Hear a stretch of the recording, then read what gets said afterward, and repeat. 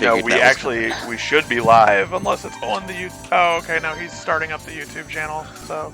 Yeah, I'm looking Good at stuff. YouTube right now. It's not live yet. All right, Gate, are you gonna stay in the commentary booth while, like, for this and stuff too?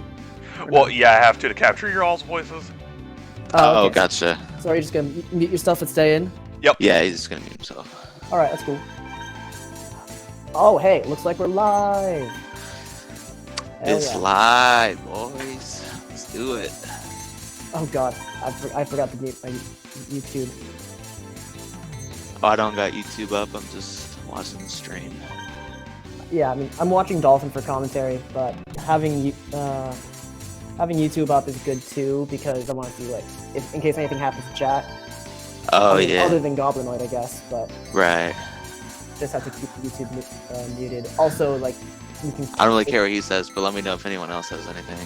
I know, right? No offense, Goblin. Ooh, Goblin I like call Goblin.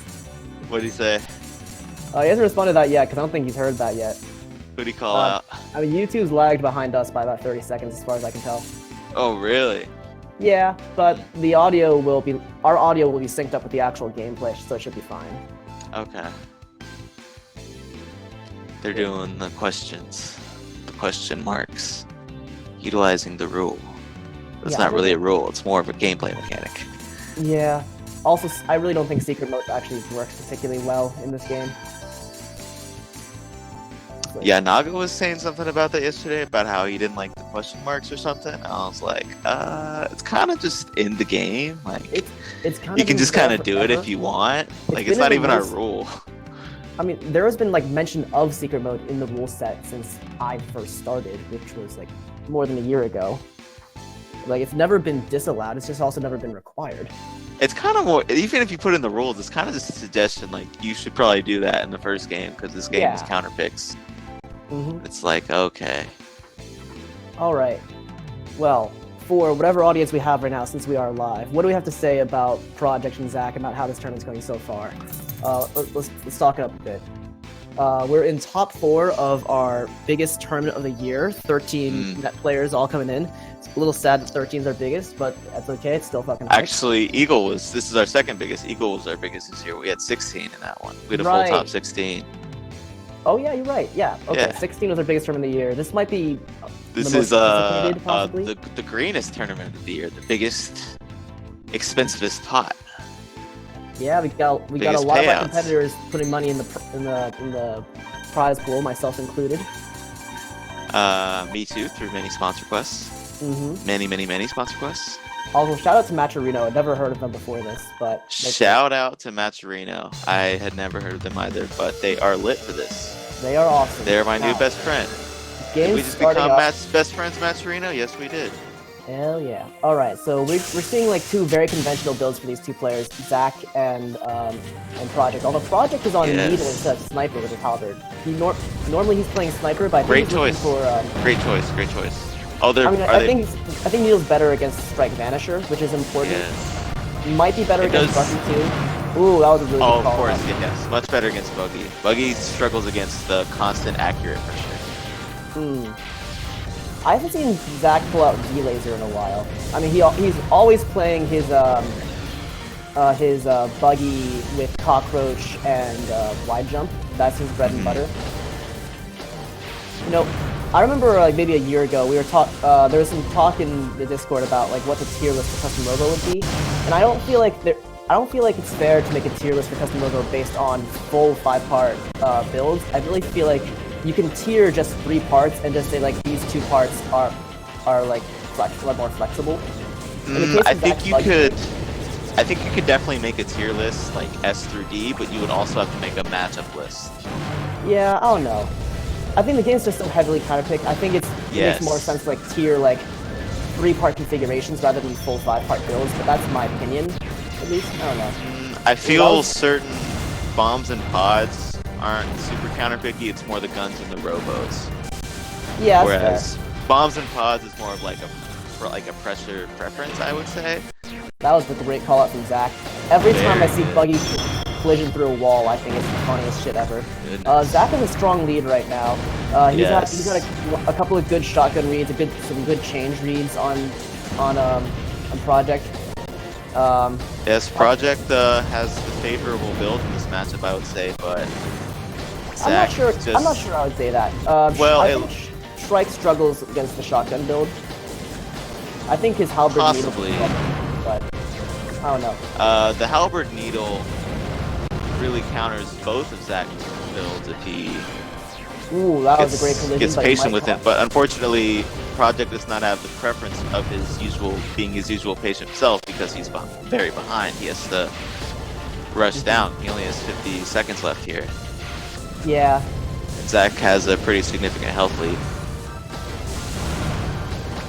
I think, even though Project's behind, I think he showed like one of the most important skills just now. Oh, in that goodness. knowing when to get out. Oh god, That was an unfortunate pod placement by Project himself. Oh shit. I'm kind of surprised Project actually tanked that. The spider Yes, pod's D-Laser not doing hits anything fairly hard. right now. He's using. He doesn't have. Oh no! He just fell on the crescent explosion lingering hit him. explosion. Yes. What I was about to say about Project though is that I think one of the biggest skill curves for new players in Custom Robo is just knowing when to get out and knowing how to respond in scramble situations. That's something that I certainly struggle with a lot, just like knowing the right button to press when I'm like in a scramble situation, or knowing when to get my hit and get out. And Project showed a lot of every time he got in, I feel like he got out at the right time. I think it's one of his strengths as a player. But Zach just kind of out neutraled him just now. Yes. Zach just not even out neutral to him. He just refused to let Project exit the scramble, where Zach excels. Zach excels in the scramble. He does. Whereas Project really excels more in just the long range. He loves, even with, which is funny because he uses strike stun, right? But he loves to keep his distance, and it works out for him. And you somehow find yourself when you're playing him, you somehow find yourself in a position where you're chasing him down, but he's using strike stun. Like, why am I chasing him down? It's like, because if you just let him keep his distance, he's so hard to catch. He's so hard to hit him with anything. I mean, I think that Zach is. I agree with you that Zach is incredible in the scramble. I think that Project's Shrike build in particular is also really strong in the scramble. He gets a lot of stun, collision, retreat, or stun, collision, stun again mix-ups on people, and it's one of his calling cards. Well, the pairing with strike stun is really what makes the build so strong, because stun is what should be sort of a mid-high tier gun, where it's very good if you can. It's like a grappler type thing, where it's very good if you can touch them, but it has very small range. But because of strike stun's very good ground movement and its very strong charge with all that invincibility it gets, you get a lot more opportunities to get in that close with that build. Absolutely. Now back in the game here, we see that Project actually counterpicked off of his halberd needle build into Breaker Ion. Breaker Interesting Ion is choice. It's a counterpick that we've seen choice. from before. It's very familiar. I'm actually not convinced that this is the right choice, because I think that he's gonna go even and neutral at best with the shotgun build, and Zach's going to win trades much harder. I agree, mainly because of the invincibility frames and how telegraphed Lightning Sky's movement is. And if you have the invincibility frames to avoid all the ions, it's not really an issue. Which is why he had to switch to the strike there. Oh no, God. that's not good. That was a brutal interaction from Zach. Yeah, very. called out More. Oh god. Just more on him. Oh, it no. hit him. This is That's incredibly that's one-sided right perfect. now. Zach is calling out all of Project's approaches here. Very much so. Project attempted to go for the collision mix-up, and it worked, but he was out of position to get the stun hit again, which is really important. And now he's just trying to now feel we're out seeing the a damage control. game similar to game one, where Oh god, that was we have Project. Oh, that's the patience. Zach knows how to Yes, of time course. that. He knows how to beat the 2-second invincibility frames. He also knew the range. He knew he'd be just out of range at the end of it to punish. Oh, that catches a lot of people off guard because people don't play practice against Breaker Collision, but Zach knows that timing. Oh, he knows that time. Oh, He sent me with that. Man. and Zach, he saw Great the shot. Shrike had used all three jumps and just scat out the landing using a fast air dash to V laser where he was going to land. Beautiful. Yeah, great play from Zach there. Very good. Yeah, he just had a lot of hard callouts against Project. I think I think the Ion build from Project was a poor decision here. I think you and I were talking about it just first game. We both thought that the Halberd build was pretty well positioned, and even though it didn't come together in game one, I think you can still make that adaptation. I mean, it probably would have been better to switch out the Strike build than the Halberd build, if I'm being honest. I can see it. It's maybe. Just because that, not because there's anything wrong with Strike Stun. I'm a big main of that as well. It's just because the Halberd Needle was far more favorable in that matchup versus both of those robos than Strike Stun was. Yeah, I'm not sure he needed to switch at all, but I agree that Halberd Needle is more well positioned. It looks like he's just switch out the Strike Stun though, like you suggested. I mean, I'm just not sure how viable Breaker Ion can be at this level. It's just the Lightning Sky movement is very telegraphed, and when you're using a build like SV Shotgun or Buggy with the amount of air movement it gets, it's just you're gonna get punished every time you actually go for pressure, which you have to with your dash. I think Breaker Ion would be a lot more justifiable in this situation if Zach was running like an Aerial Beauty instead of a Trick Flyer, or if he was running a Shining Fighter or a Metal Grappler. Like against these two particular robo classes, I think Ion is gonna have a hard time connecting properly. We have an interesting counter pick from Project though. He's going to B-Bear, but an Acro can't swing B-Bear. That is going to neutralize the Buggy. It's going to be good against Buggy, it should at least. I predict you're right. It should be good against Buggy, but I still don't think he has an answer to Shotgun with these builds. Zach switched to Shotgun Splash. I feel like Shotgun was... I don't agree with that. I dislike it too. I think Shotgun is significantly better against the Breaker build than Splashes, although Splash would still be fine. Yes, one hit down is a giant advantage against Beaver. I don't know why he would give that up for just a little more. And see, he's not down there. Zach's follow-up game there was actually really well done, but he still didn't get as much damage as Shotgun would have. I just realized he executed that combo well, but he didn't get as much reward as Shotgun. I already feel like he's missed out on like a couple of big conversions.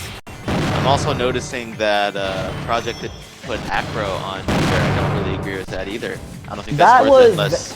Putting Acrobat on Bear was very fashionable back in 2018, but it's not something that's common anymore. I don't agree with that unless it's a funky big head. I think it's still a viable thing to do, but I don't think it's optimal. I don't think Metal Grapplers have enough ground movement to justify not having a bomb, just to be able to cancel your Hornet. I don't know. It depends. I could see it either way. I do agree that Wyvern's better, but I still think Acrobat is viable. Yes, and one of the better bombs I can. feel like Wyvern's very important to be there because he needs it to make you scramble so he can actually hit you with bees. Zach has made his gameplay much more patient because he was losing a lot of like scramble situations very suddenly, and now he's just keeping his distance, like getting those cockroach V-laser conversions and trying to stuff out the Lightning Sky approach right now. He did very well against the B-Bear at mid-range just now, but wow. Okay. I can't believe that wasn't a collision though. Oh, that's goodness. a collision. Oh my god, he He's at 2! He's at, oh my god, we're at the single digits. That was huge. Oh goodness. Okay, he didn't hit that was him there. such a good hit him. base punch. Man. That was a great mix-up from Zach. But okay, see, these are very interesting interactions because Zach right there, he would have already but the Ion stops him. Okay. He's had a couple of these Zach just needs to play patient. He has a health lead. There's only 30 seconds left on the clock. I agree. He just needs to chill. It's really hard to approach him Splash. Yes. Oh no, but Zach is determined to run him down. He's not gonna. He wants a hype tournament. Oh, see, it cost him Zach, the match. The wrong read. He is worse about that than me. My goodness, you need to back off, sir, when you are ahead in health. Yeah, this is brackets, my friend. That's something else. I mean, I was commending Project about that earlier, about how like he knows when to disengage, and Zach just didn't disengage when he should have, and he ate a Bear collision from that. Oh, Project will do that at 175. He will disengage if he has a health lead. Mm-hmm. He goes, I'm winning right now. You need to chase me down. He understands that aspect of the game, and you need to utilize it whenever there's counter picks and you're in unfavorable matchups anyway. Absolutely. And like, I really feel like Zach would have won that game if he hadn't switched from shotgun to splash. And I also feel like even with that switch, he probably would have won if he just played more patient, like backed off more.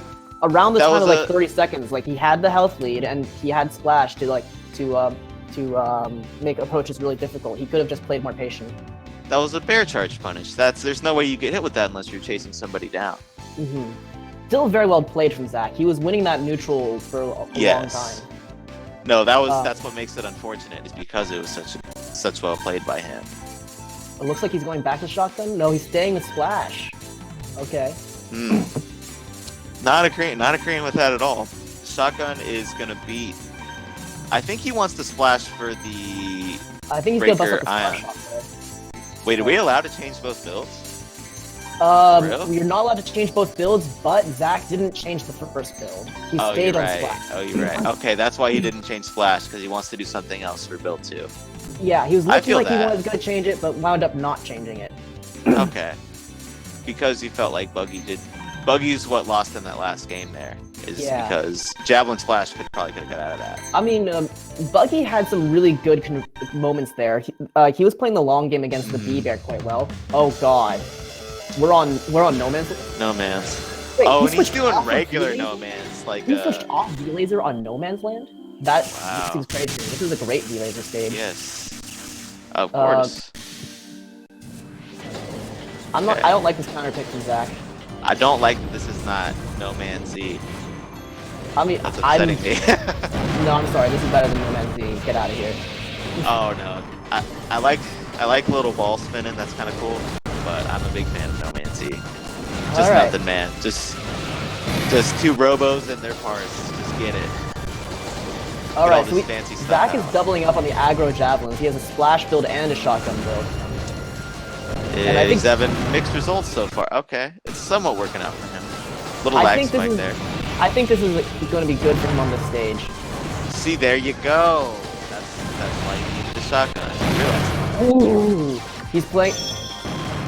Oh, he mistimed that. If Project had gone for a collision there, would have connected. Well, Zach mistimed his shotgun. So I guess I need to redact what I said earlier. Like, I think this was like switching off Buggy to do this was actually probably the correct decision. Yes, I agree. This is pretty dominant. Ooh, I mean, Zach doesn't want to admit it, but this is better if he just does this instead of Buggy. Yeah, even though V-Laser is very strong on this stage, it's just there are no walls for Project to zone out these javelins anymore. But I think Zach recognized what we were saying after that last loss is, hey, I'm in bracket right here. I need to just use what wins me the game. That was a great which call he's out doing from right Project. Now. The Echo Hornet fell off. Oh no, that's not it. Not yet. 100 health left. He's gotta beat the splash. You got a sniper. Sniper is. Oh god. Zach just air dashes through the sniper. Wow. Okay, Project tagged out in time, so we. Okay. Oh, he just missed that sweet spot. The bees connected, but didn't get the knockdown. Didn't get the kill. Oh. Oh no. Oh, he just went for it and came up short. I honestly think that collision was great, but Zach outspaced it. Well, that was a pretty strong 3-1 showing from Zach. Yes, very much so. Even the one that Project won was very strong in Zach's favor. Project really had to scrape it out.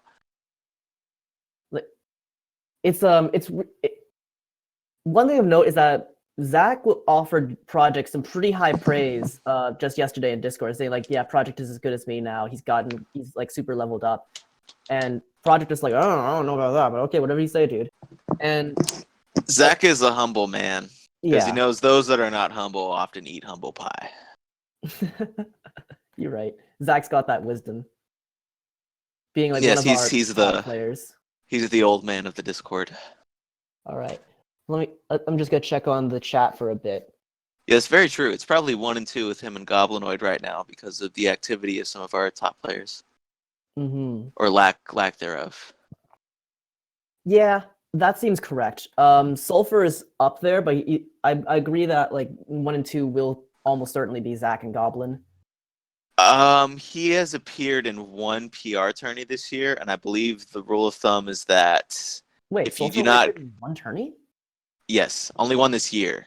Oh, I The thought last Sulfur one he one did was after. like the last one of last year, and he was pretty active last year. So, Yeah.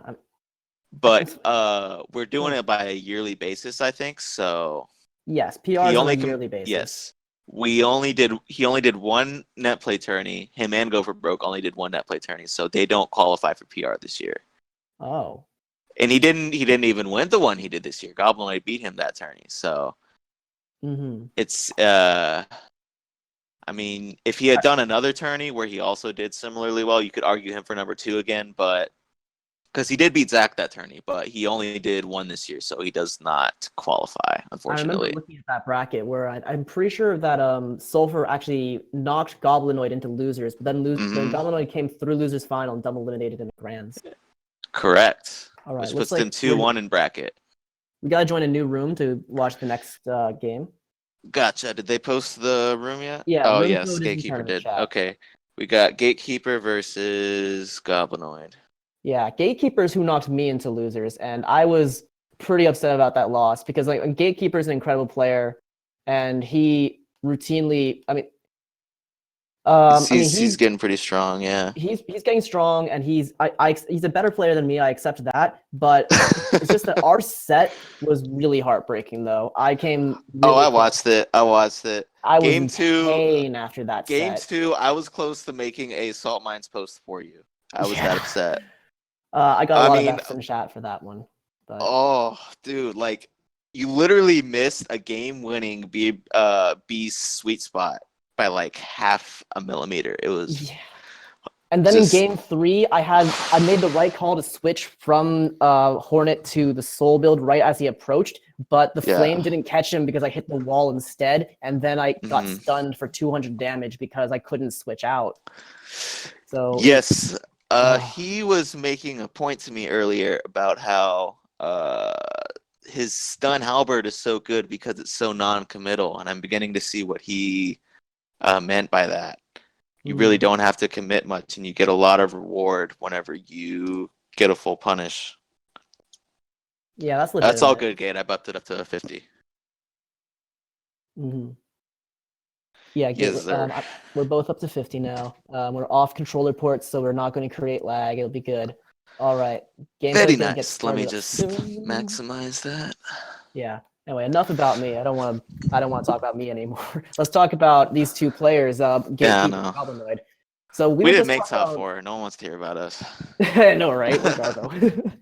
Or at least I'm Garbo. I don't know. I don't think I'm gonna make PR this year. I really hope I do, but I think I'm gonna fall just short of it. Sultan, I went 3-2 in a bracket. Somehow I got 3 wins in a 6-person bracket. Didn't make top 4. Salt off. Oof. Ouch.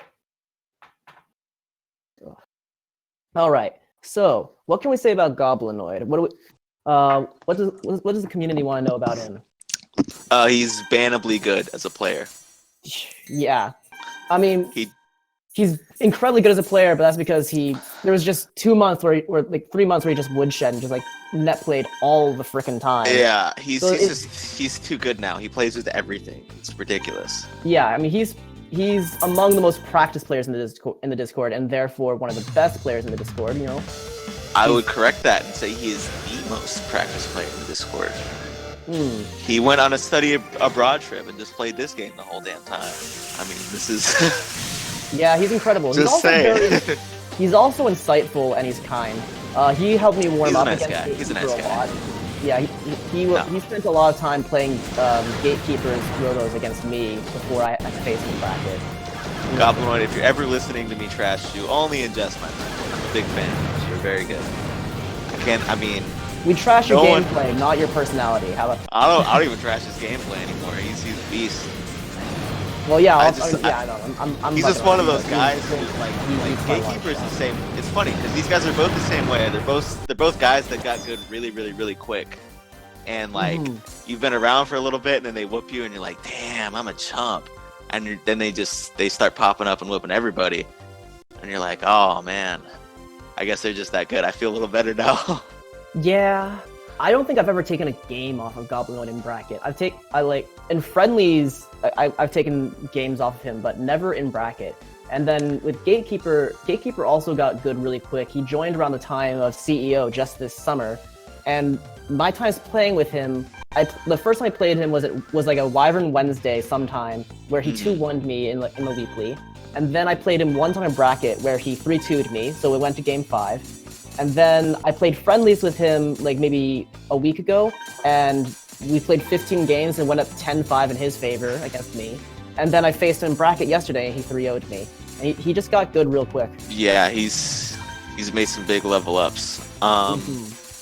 I'm very impressed with both of these guys because they both just started playing basically this year, or early last year in Goblinoid's case, I believe, or late last year in Goblinoid's case. But both times I first played these guys in casuals, I kind of got the better of them by a lot, and now I would have no hope of beating these guys in bracket now. Their progress is just ridiculous. I mean, I sympathize, but don't sell yourself short. I think you've leveled up a lot this year too. So I appreciate that, man, but here I am, and here they are. So I gotta make those kinds of level ups next year. Yeah, that's the same boat I'm in next year. I've only had like 2 or 3 good wins of the year. I'm gonna throw a little praise back, my man. Your Soul Flame is the truth. I appreciate that build a lot. That is very good. I did not believe in it when I first saw it, and I was like, oh well, there you go. I think that's better than Sulfur's Flame build. That's really good. I appreciate you. Thank you, buddy. Yeah, you got something there. All right. What Gate builds is just watching what I do. what was that? You say Goblinoid say Gate is just watching what I do. Because Gatekeeper has commented on this. The question mark mechanic is a very not that strong mechanic. You can absolutely just watch your opponent pick their parts. Yeah, it's pretty easy if you want to be a scumbag about it. And there's money on the line, so Gatekeeper does. He's been vocal about this. Like you do what you need to do to win. I get it. I agree. I don't even think it's like that scummy. It's a little scummy. I don't know. I'm not particularly opposed to it though. I can't be mad at it. There's money on the line. I mean, it's literally just like he said it multiple times about. Oh. What the fuck am I looking at? Yo. The Gatekeeper is on the left, correct? Let me double check. Yeah. Oh, no, I'm sorry. Gatekeeper's player 1, Goblinoid's player 2. Okay. So Goblinoid here busting out the double snipers. Wow. That is with the glaive. Really ballsy. He's using glaive on the man. Oh wait, this is his new build. I've never seen this before. Goblinoid, if you can hear me and you haven't already, make that glaive the Samus skin, please. Please? Can you... Please, for the tourney, do it. You're not allowed to start the match until you switch to that skin, my friend. Someone message him. Samus glaive. Do it for America. Samus glaive. Do it for Hong Kong. For the gram, my friend. For the gram. The tube. Excuse me. We're on YouTube. Can we talk about how both players have a metal grappler, how both players have a strike vanisher? Good job, sir. How all 4 robos have wyvern bomb. Oh, and he's doing very nice. The purplish pink bear. I'm with it. Oh, they're both doing it. And we got 2 strike vanishers with pound legs. We got 2 metal grapplers with raven. We have 4 wyvern bombs on the screen. There's just... My good, this is gonna be madness. This is a lot of cross-pollination in these builds. They're both using ground. They're both just scumming the hell out, and I love it. Yeah, this is gonna be fun. They're both using SV ground. They're both using wyvern in all the builds. One of them's using B-Bear. The other one's using Metal Bear Snipe. They both got raven legs on the Metal Bears. Dolphin G, diving, cockroach, only pods that are going to be out there, all pretty high tier bombs. Ridiculous. This is the proper winners finals. So what I expect Goblinoid's strategy in this match is going to be is this. I think Goblinoid is going to be fishing to knock down the Metal Bear build in particular really badly. Because if he knocks down the Metal build there, Halberd on Wake Up, this build doesn't have a good get off option. It doesn't have trio pods, or it doesn't have a gun that with a good frontal hitbox is fast enough. The Halberd's only option on Wake Up if Goblinoid gets the knockdown on Metal Bear is to run away. and Goblinoid is able to read the runaway because he's also running a glaive build that can match his movement, and or he can just make a good sniper read. You know what? I'm gonna go on record here. If Gatekeeper wins this match, lag or no lag, there's an argument for him being the #1 player, because I think Goblinoid's builds are very favorable to this matchup, because the Metal Bear, both his builds can rush down the Metal Bear and shut it down before the bees get out there, and both have the capacity to dodge the Sword Storms and rush down the Halberd as well. So he can just rush down this whole match, and there's not a whole lot. I'm not sure it's so favorable. I mean, also, I don't think Goblinoid's going to be playing Rushdown. I think So what we see with these builds, Gatekeeper's build is one very aggressive build and one very defensive build, whereas Goblinoid's builds are much more mid-rangey. But like Sniper, I don't think is a Rushdown tool. Sniper, it's not a camping tool, but it's mid-range. You want to keep your opponent at a neutral medium distance and basically just be where they don't want you to be. Right. So he's going to try to keep it like a medium distance against the Metal Bear and then rush down the Sword Storm. Yeah, because he has more spacing flexibility in his build. It's an issue that neither of Goblinoid's guns can one down Sword Storm. That could be a problem in this matchup. That was a really good call from Goblinoid just now. Yeah, switched out immediately. Yes. Keep the match Wyvern is one of the better things, not only in the game, but is one of the better parts against Sword Storm right now, which might be why they put it on both builds. But so far, Gate's defensive game with the Sword Storm has been pretty good. He's eating the occasional Wyvern hit, but it looks... Oh, well, he was hitting the other one more. Oh, God. How did he get 2 snipers out in that time? Did he go into hit lag and then recover fast enough? Oh, Jesus Christ, what a call. How is... I think he got hit with a bomb, because the way it must be that. It's a universal mechanic, is if you get hit with a bomb, it'll cancel your gun. The Acro just doesn't do damage to you, that's the only difference. So I think he got hit with a bomb there, and it worked out for him. Getting hit with the bomb, like the hit lag from the bomb was actually less than the end lag from Sniper, so it let him fire more quickly. Well, it gave him a cancel similar to Acro cancel. It was Gate's bomb, so he took damage for it, but it got him the trade. Goblin's kind of running away with this right now. Yes, very much so. Yeah. Yeah, I mean, that went similarly to how I expected, where Goblinoid is more or less playing mid-range and just putting himself in positions where Gate didn't want him to be, whereas Gate, his 2 builds kind of forced telegraphed the positioning he wanted. Like Metal Bear wants to be aggro, and Sword Storm wants to be campy, whereas Goblinoids could be like, they could play effectively from multiple different ranges. Right, they can rush down as well as play the mid-range, which is very good, and which is what won Goblinoid the match there. And I'm just going to go on record here saying this because I was skeptical about this before, but Goblinoid's ping, you can't really make excuses about it because he's taking all the penalties for it, and there aren't really any notable lag spikes that I've seen so far. Goblinoid is just suffering a ping penalty. So he's literally winning these with handicaps right now. Yeah, which is pretty It's insane. Broken. It's insane. Broken, yeah. Yeah, he's broken. He's broken as a player. He's too good. Yeah. He put in the hours, man. I complain a lot, but I need to put in the hours. I've never put in those hours. Not that many. Yeah. All right, Beerus, you and I, like, we're gonna do it, okay? We're going. 2020 will be our year. We're gonna make it to the top. You and I are both gonna put in a fuck ton of hours. 1 and 2, me and you. Let's do it, money. I want to shake your hand right now, but we're over the internet. Mic high five. I got you. All right. Looks like we're getting some counter picks from both players here. I think like it. Goblin Dragon? I'm not sure. He's switching up the Glaive build. I'm not. Did he use Dragon? Interesting. I'm not certain. I think I saw it. I don't know. I don't know. I'm the Dragon. The Dragon protester on the Discord. I would not use Dragon against Gate. He does not use builds where Dragon is favorable. I actually Dragon is favorable against builds that spend a lot of time in the air, like your FBHs mainly and your ABs a little bit. Any metal grapplers, not so much.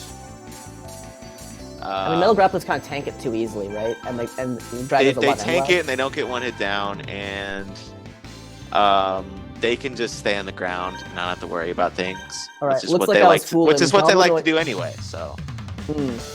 All right. Game 2, Goblinoid, despite what I thought, actually didn't make any counter picks at all. He stuck with his 2 builds, but he kind of like made it look like he was going to counter pick. And I like that. Gatekeeper stuck to he's actually switched to the stun build instead of the sword storm. That's an interesting trick Goblinoid did there. He just kind of switched to the He secret just turned on secret mode and just like and started left the- scrolling through things like he was doing something or something. It was very interesting. My man's got a good I bluff may skill. steal that. Yeah, poker There's face. not a rule like that. I may steal that. That's very nice. that's completely reasonable. They're both hashtag if you let me do it, I'm gonna do it. So far, I feel like Gate is never mind. I was gonna say Gate was slightly advantaged because he was actually getting the positional advantage. Oh, that was a really scary scramble, but Goblinoid did the right thing to get out, and now he's getting. This is a troublesome build for Goblinoid right now. Gatekeeper showing off some good movement with the halberd here. He's getting like more than 3 air dashes because his short hops are so low.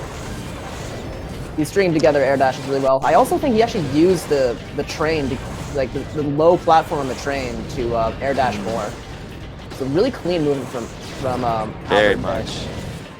Gate is also very good to almost never utilize true triple dashes because true triple dashes will get you punished hard. Oh yeah, it's so Yes. tempting as a player to just to Yes. utilize all of your aerial mobility in one go. It's a Yes, terrible because habit. it's a giant gamble because if you can get close enough, you definitely should. But if you can't, you're definitely getting hit. So it's the ultimate risk, and Gate is good enough with this build where he never has to take that risk. Yeah, honestly, when it comes to like Strike Vanishers and Aerial Beauties, I think the best pilots of Strike Vanishers and Aerial Beauties are those who maximize their distance on just 2 air dashes, because you always want to save the Agreed. third as a retreat. Very much so. This Yeah. is also the pitfall of the Lightning Sky, the Metal Grapplers. Oh my because God. They only get the 1 air dash, so no matter what, if they air dash, they're giving you some kind of opening. Gate's stun counterpick is coming in strong. He's got Goblinoid behind him. Very much. He's got a pretty decent and pretty good health lead here. Gate should have stuck with this from the beginning. This has been his premier build this tourney. It's been winning him a lot of matches. Yeah, I remember is playing definitely- against the stun build myself. It's Yes. not easy. No, his other builds are good too, but this is definitely the star of the show. Yeah. It's something I pursued earlier and kind of dismissed, but if you put the ground legs and give it some good bombs and pods, it's something, man. Yeah, in 2018, like most of the community believed that the best movement on Strike Vanisher could have short press legs. Now, ground legs. It's definitely ground, yeah. Yeah, I mean, when you get iframes off your jump, it's just kind of like, who cares if you jump high? Just cancel faster. which is insane. I need to practice my Strike Vanisher movement with ground legs, even though I play Strike Vanisher all that often. Oh man, you're telling me I don't even use Strike Vanisher. I gotta practice the hell out of Strike Vanisher. That was a really clean win from Gate. I think his Metal Bear held the fort pretty well, and his stun build was pretty exceptional there. Like, he put in good work. He got some really good leads against the sniper, the Glaive Sniper, which, to be fair, is a favorable matchup for Halberd Stun. But just because it's a I'm good not sure matchup- about that. It's a little trickier for Gate to get in close, but if he does get in close, it's a very high-end lag gun. And I feel like high-end it light is gun is favorable stun, because you bread can and butter. iframe through the sniper shot without. Well, I mean, it's Yes, hard to iframe through exactly. the sniper shot, but if you do it, it's just a timing thing, and you will destroy them for that. well, that what is you lights want out. with stun is you need a robo with good and safe movement options. Because when you get that safety, you can get in close very safely. If someone's using a high-end lag gun, like sniper, forget about it. It doesn't matter that you're getting that range. I'm right here, and you just use the gun. I can just get in very close. Mm-hmm. Which is what we saw from Gatekeeper there. That Yeah, was absolutely. just so many stun punishes, probably 500 plus in stun damage, easy. And when I guess that also emphasizes how impressive Project is as a player, even though he's not playing the set, because he uses stun on a build that doesn't have safe approaches, but he gets a lot of mileage out of it anyways. He's just gotten really good at optimizing Shrike's aerial movement, in fact. Well, it's not that he doesn't get safe approaches, it's he gets one safe approach after he does it. If you aren't in some kind of like stun lag, you can punish it. Whereas SV doesn't have to take that risk. Because Project will get those punishes with the strike charge, which if you're using, like if you're fighting B-Bear or something like that, you're going to get those all day. You only need the one, it's B-Bear. But against other builds where the matchup is not as favorable, you're going to need those less committal, just first or second SV dashes. So it looks like Goblin is actually going to be counterpicking off the B-Bear and towards some funky big head needle monstrosity. Yep. Oh no, it's a Dourhead Splash. Dourhead Splash? Wow. I was expecting Dourhead Needle, but this is pretty cool. Also, why high jump instead of Raven? I think, is there like an end lag issue or something? Oh, he's talked about this. It enhances the initial jump more than Raven, which is why he likes it. Oh. The initial jump is the most important. Let's be honest, it's the most important because if the initial jump is that strong, then the rest of the dashes are for dodging only. Is that true for all so jumpers, or is it just true for It's pretty much true for all jumpers because you need MG's dash is very important for dodging, which is why everyone with MG just kind of bunny hops until they have to dodge something because MG dash is very committal. But really, all robos function a little better whenever you can use most of your air movement options off of the initial hop rather than having to use your dashes to enhance your air movement. You can just use those for dodging. Back to the game a bit. We started out with a pretty slow neutral start, but Goblinoid just got a big conversion. He had a really good triple call out with the Glaive Sniper, and the splash spam has been pretty effective. Not high damage, but winning neutral well enough. I'm changing my mind about the matchup with Glaive Sniper versus Halberd Stun. I think that's a 50-50 because if Goblinoid goes defensive, Gate can't really chase him down that well because they have the same movement options. You can't catch him. Oh, that was a great, beautiful sweet spot. Those are the sweet spots that make you main B-Bear right there. That was beautiful.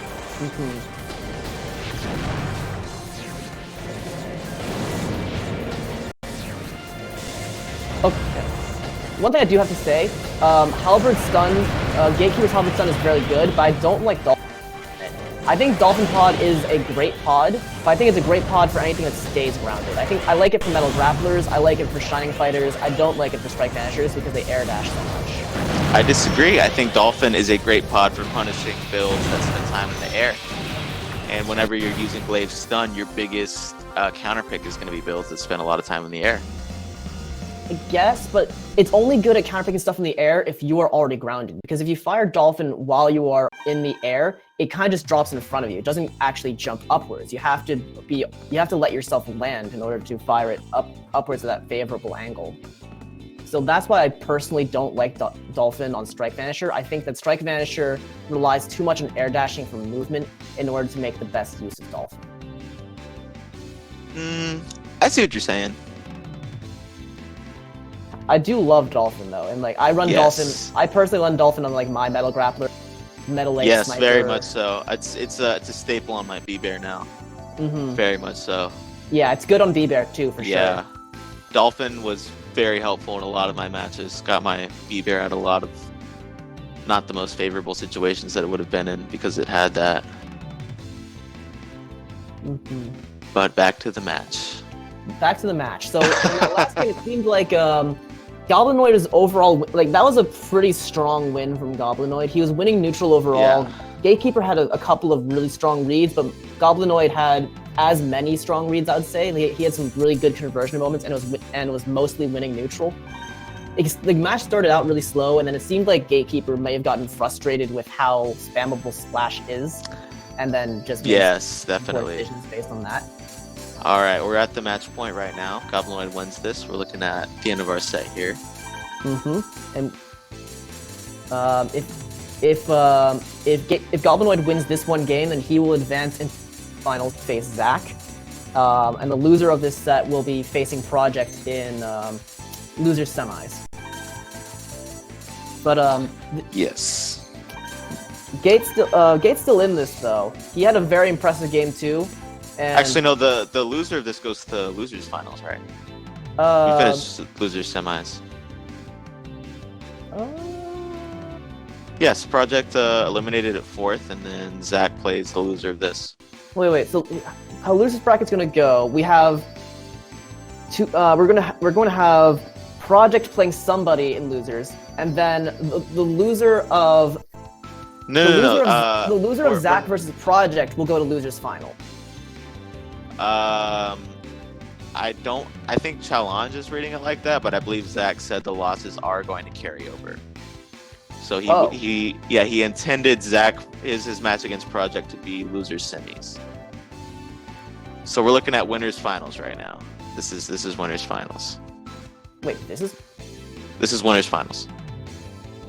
I thought winners finals was gonna be Goblinoid versus Zach. I'm so confused actually. What?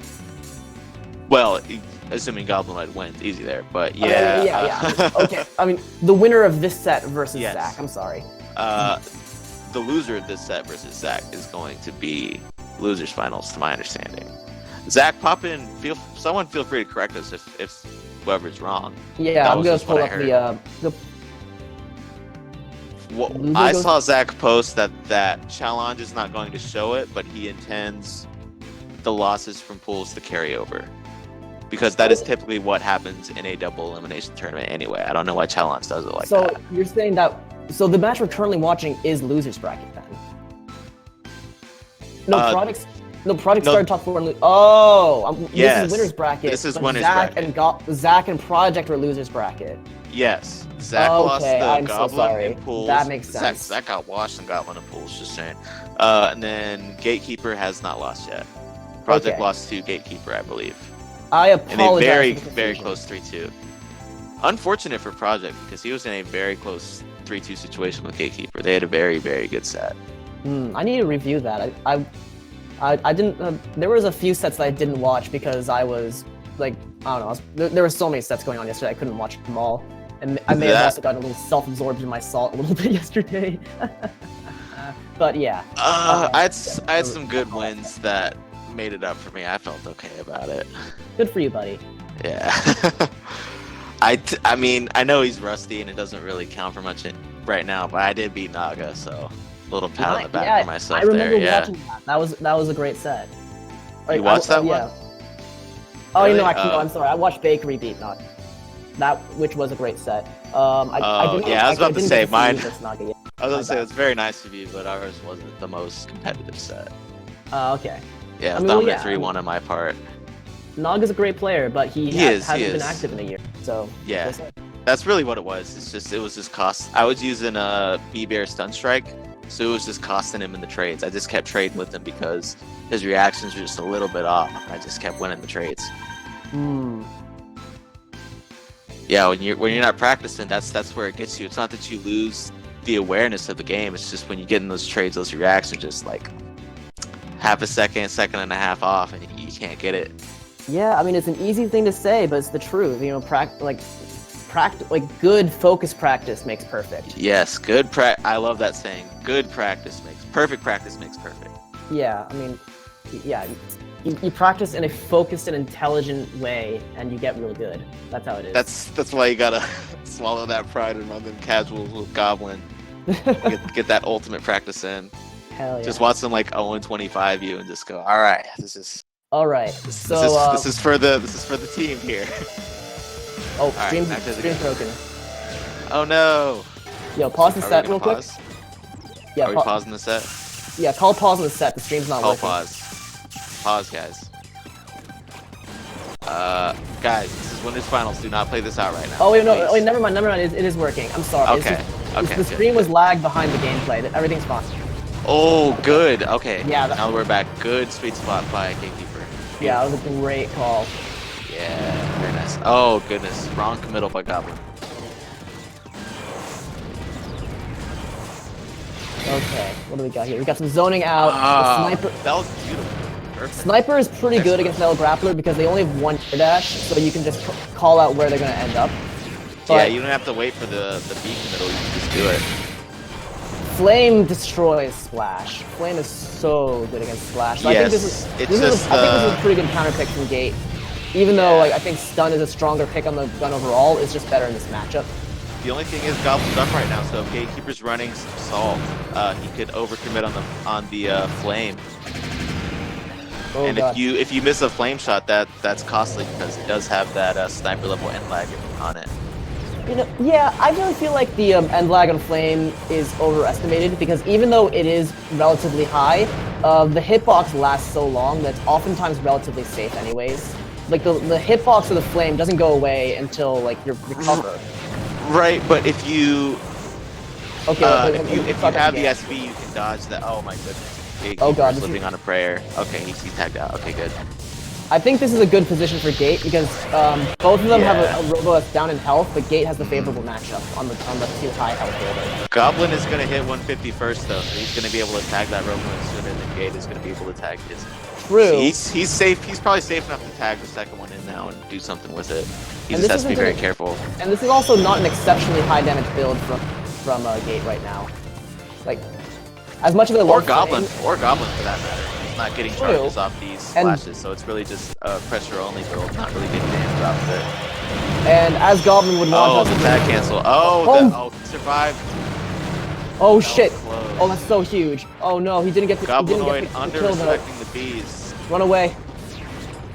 People have a bad habit of under-respecting bees and getting hit by them because they're fairly easy to dodge when you're not committing.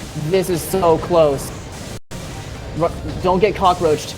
Oh, like that dolphin almost ended it right there. Man, Oh god, he almost got... godlike dodge. Gate is Just playing so missing these defensive right now. He's cockroaches. just running away. And then, oh no, he got caught. Oh, is he got caught. Is that He gonna got cost him? caught. No. No, If- he's still in it. if- Oh, he got caught. Oh, the bomb caught him. Oh Good man, stuff. Goblinoid takes it all, but that game 3 was All sorry, right. that game 4 was so tight. Holy shit. Wow. Super well played by both players. Goblinoid threw up the GGs. Do we see Yeah. potential salt mine post from Gatekeeper? Gatekeeper threw up the mutual GGs, but he did it in Discord Okay. instead of the Oh, okay, gotcha. yeah. Gotcha. Whew. What does it say? Not really Man. Gatekeeper's MO. Whew. All right. So now, so what? It's gonna be Goblinoid's going to Grands. Gatekeeper's going to lose his finals to fight Zach. Good stuff. All right. So we're gonna be seeing Gatekeeper again real soon. Oh man. Definitely.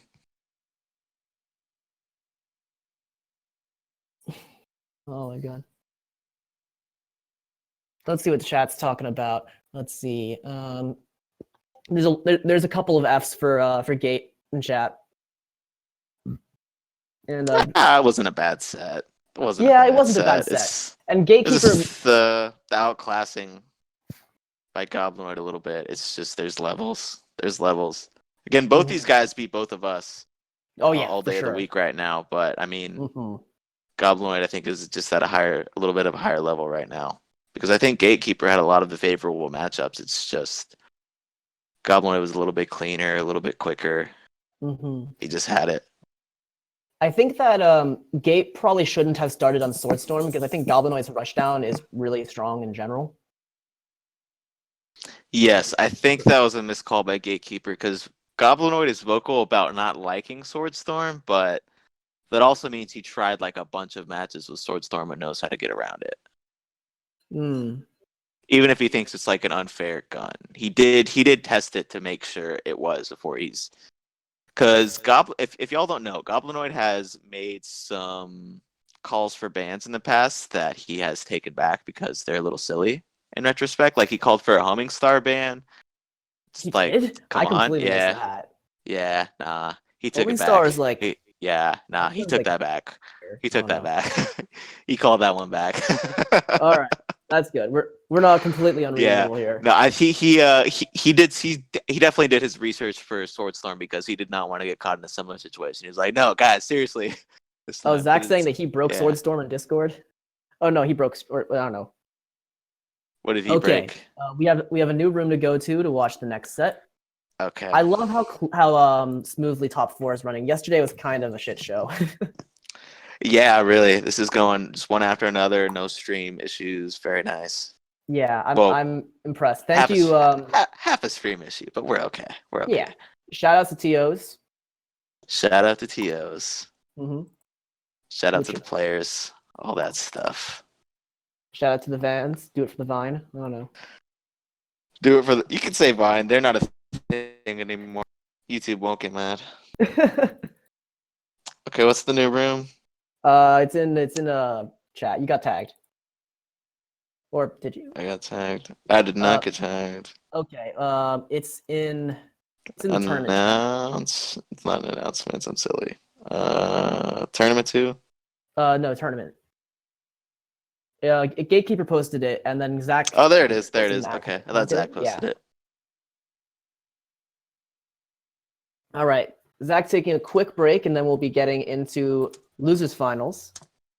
So, what builds are we expecting from these two going into losers finals? We know that the things that Zach runs in general include buggy, cockroach, wide jump, crescent, some kind of gun, sometimes left arc, sometimes V laser. It can be a lot of different things though.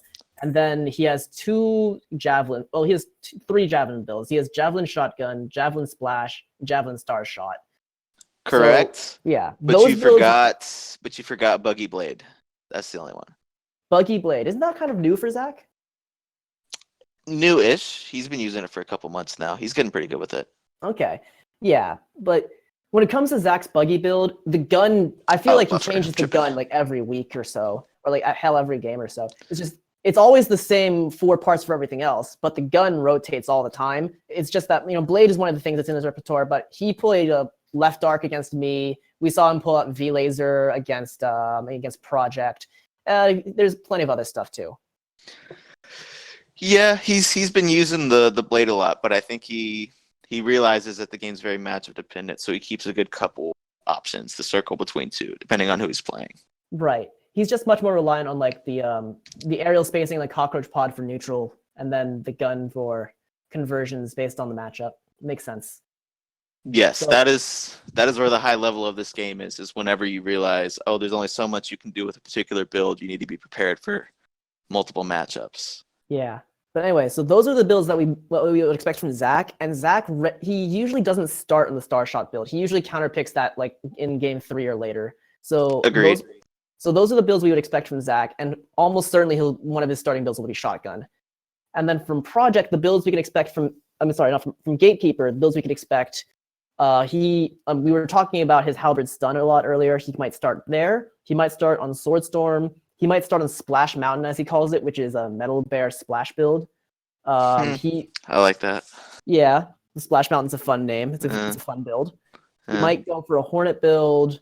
It's my second favorite Splash build name. I don't know if I can say the other one on stream. We need an NSFW channel in Discord. Slippery, another word for chicken. Ah, I see. I like it. Okay. So I guess those are some builds we might expect from Project. Although I think from Gatekeeper. I keep saying Project. That's from Gatekeeper. Gatekeeper also has a bit of history with Lightning Sky, so we might see that too. Oh, I desynced, but I can still see it. So. I can still see it too. We'll see if this desync actually becomes a problem. Gatekeeper's PC doesn't like me. He desyncs every time we play, but it still works. I think it's just his PC letting know, hey, fuck this guy. Or excuse me, screw this guy. I don't think we're esports, but I don't think we're actually esports. I think we. So, I want to pretend we are. We want to be someday. Professional a little bit. I mean, I've already said shit a few times, so whatever. Shit's a little different. I feel different like social context. Like you can say it on It's Always Sunny for some reason. They don't leave it. Anyway, well, it's not a match. Language or But no, that's- we're all loving rainbows here. Yeah, Alright. we're all living rainbows. I think Zach is the best player in the game at the Rayo 1 Ditto, just based on every time I see him button check someone. Yeah. Which is a great talent to have. It's very commendable. You know what it is? I don't like playing a match when I do that. I'm literally just moving around. Does this button work? Does this button work? And then Zach's just like rushing me down. It's part of what makes me struggle so much against Zach is it like annoys me. It's like, dude, chill. I'm like trying to test my buttons. He's like playing a whole match, and it's like, I know, right? we're gonna play in a second. Relax. This is But it's a my mind build. game. It is a mind game. This is how you Allowed to assert do your it. dominance preset, you know? Interesting. In kind of a Interesting respectful point. way. I mean, there's no hate with it, but you're definitely like marking your Yeah. territory. It's not costing you any points in the set, and he's allowed to do it. So I mean, what can you say? Or you can call it information, getting the read on people. Although, Indeed. yeah. I love how in this matchup, basic gun is punishable on hit by collision. Yeah, for sure. It's the most important thing to know about the matchup. Yeah, basic got that sniper and lag, And that but it sucks. it got that sniper end lag, but that like 3-way damage. Now that sniper and lag and that blade damage. Yeah, probably. What blade? I haven't done the what- calculus on it, but probably something like that. What blade damage would be like if it wasn't so spammable? Mm-hmm. All right. Yeah, no, So it- just to be clear, Gatekeeper's player 1, Zach's player 2. Yeah. Yeah. Gotcha. I needed to double check that. Is it not marked for them? I mean, I'm not looking at the stream overlay. I'm just looking at the Mm. gameplay, so I just needed to check the server, or the lobby rather. Someone in. Let's Did you see. see me win? Yes, bro. Yeah. Zach, you're good. We all saw it. Your backpats have been well documented. We gotcha. We already called you the best at the raid, Ditto. Okay. You don't need any more any more praise than that. Well, you called it the best of the raid, Ditto. I called him the best of the raid. I Ditto. added some asterisks onto that statement. Fair. I have a pretty high opinion of Zach in general. It said possible desync, so I had to make sure at Lord Beerus. Okay. Yeah. Never mind. We're not Yeah, BMing here. it's- There's actually legitimate reasons for this. Okay, All right. I thought he was just flexing. It's like, I see, bro. I see ya. We should know better. Zach's such a humble guy. That's true. I was just saying this. Yeah, I know. I should really know better. Okay, what are we using? Why does Zach love Javelin so much? Why does he run Javelin instead of Glaive or Halberd? Let's talk about that, because I feel like he likes the pressure, and you like the pressure. Non-committal things are better. And Javelin is, you could argue it's not as good as Halberd, and I'd probably agree, but its charge is less committal, which is, I guess, important to Zach. That's fair. I mean, sometimes like a collision on hit is just punishable, and Javelin, it has the least punishable collision if your opponent is knocked down or expecting a switch or something, but Yeah. more punishable if your opponent is, of course, not knocked down and actually can hit you, because Javelin.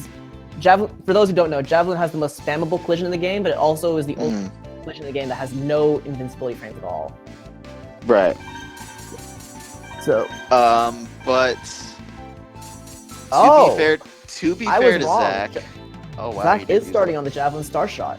To be fair to Zach's choice of Javelin over Halberd, Javelin is actually the optimal robo for shotgun because of how its charge combos with shotgun and standard bomb.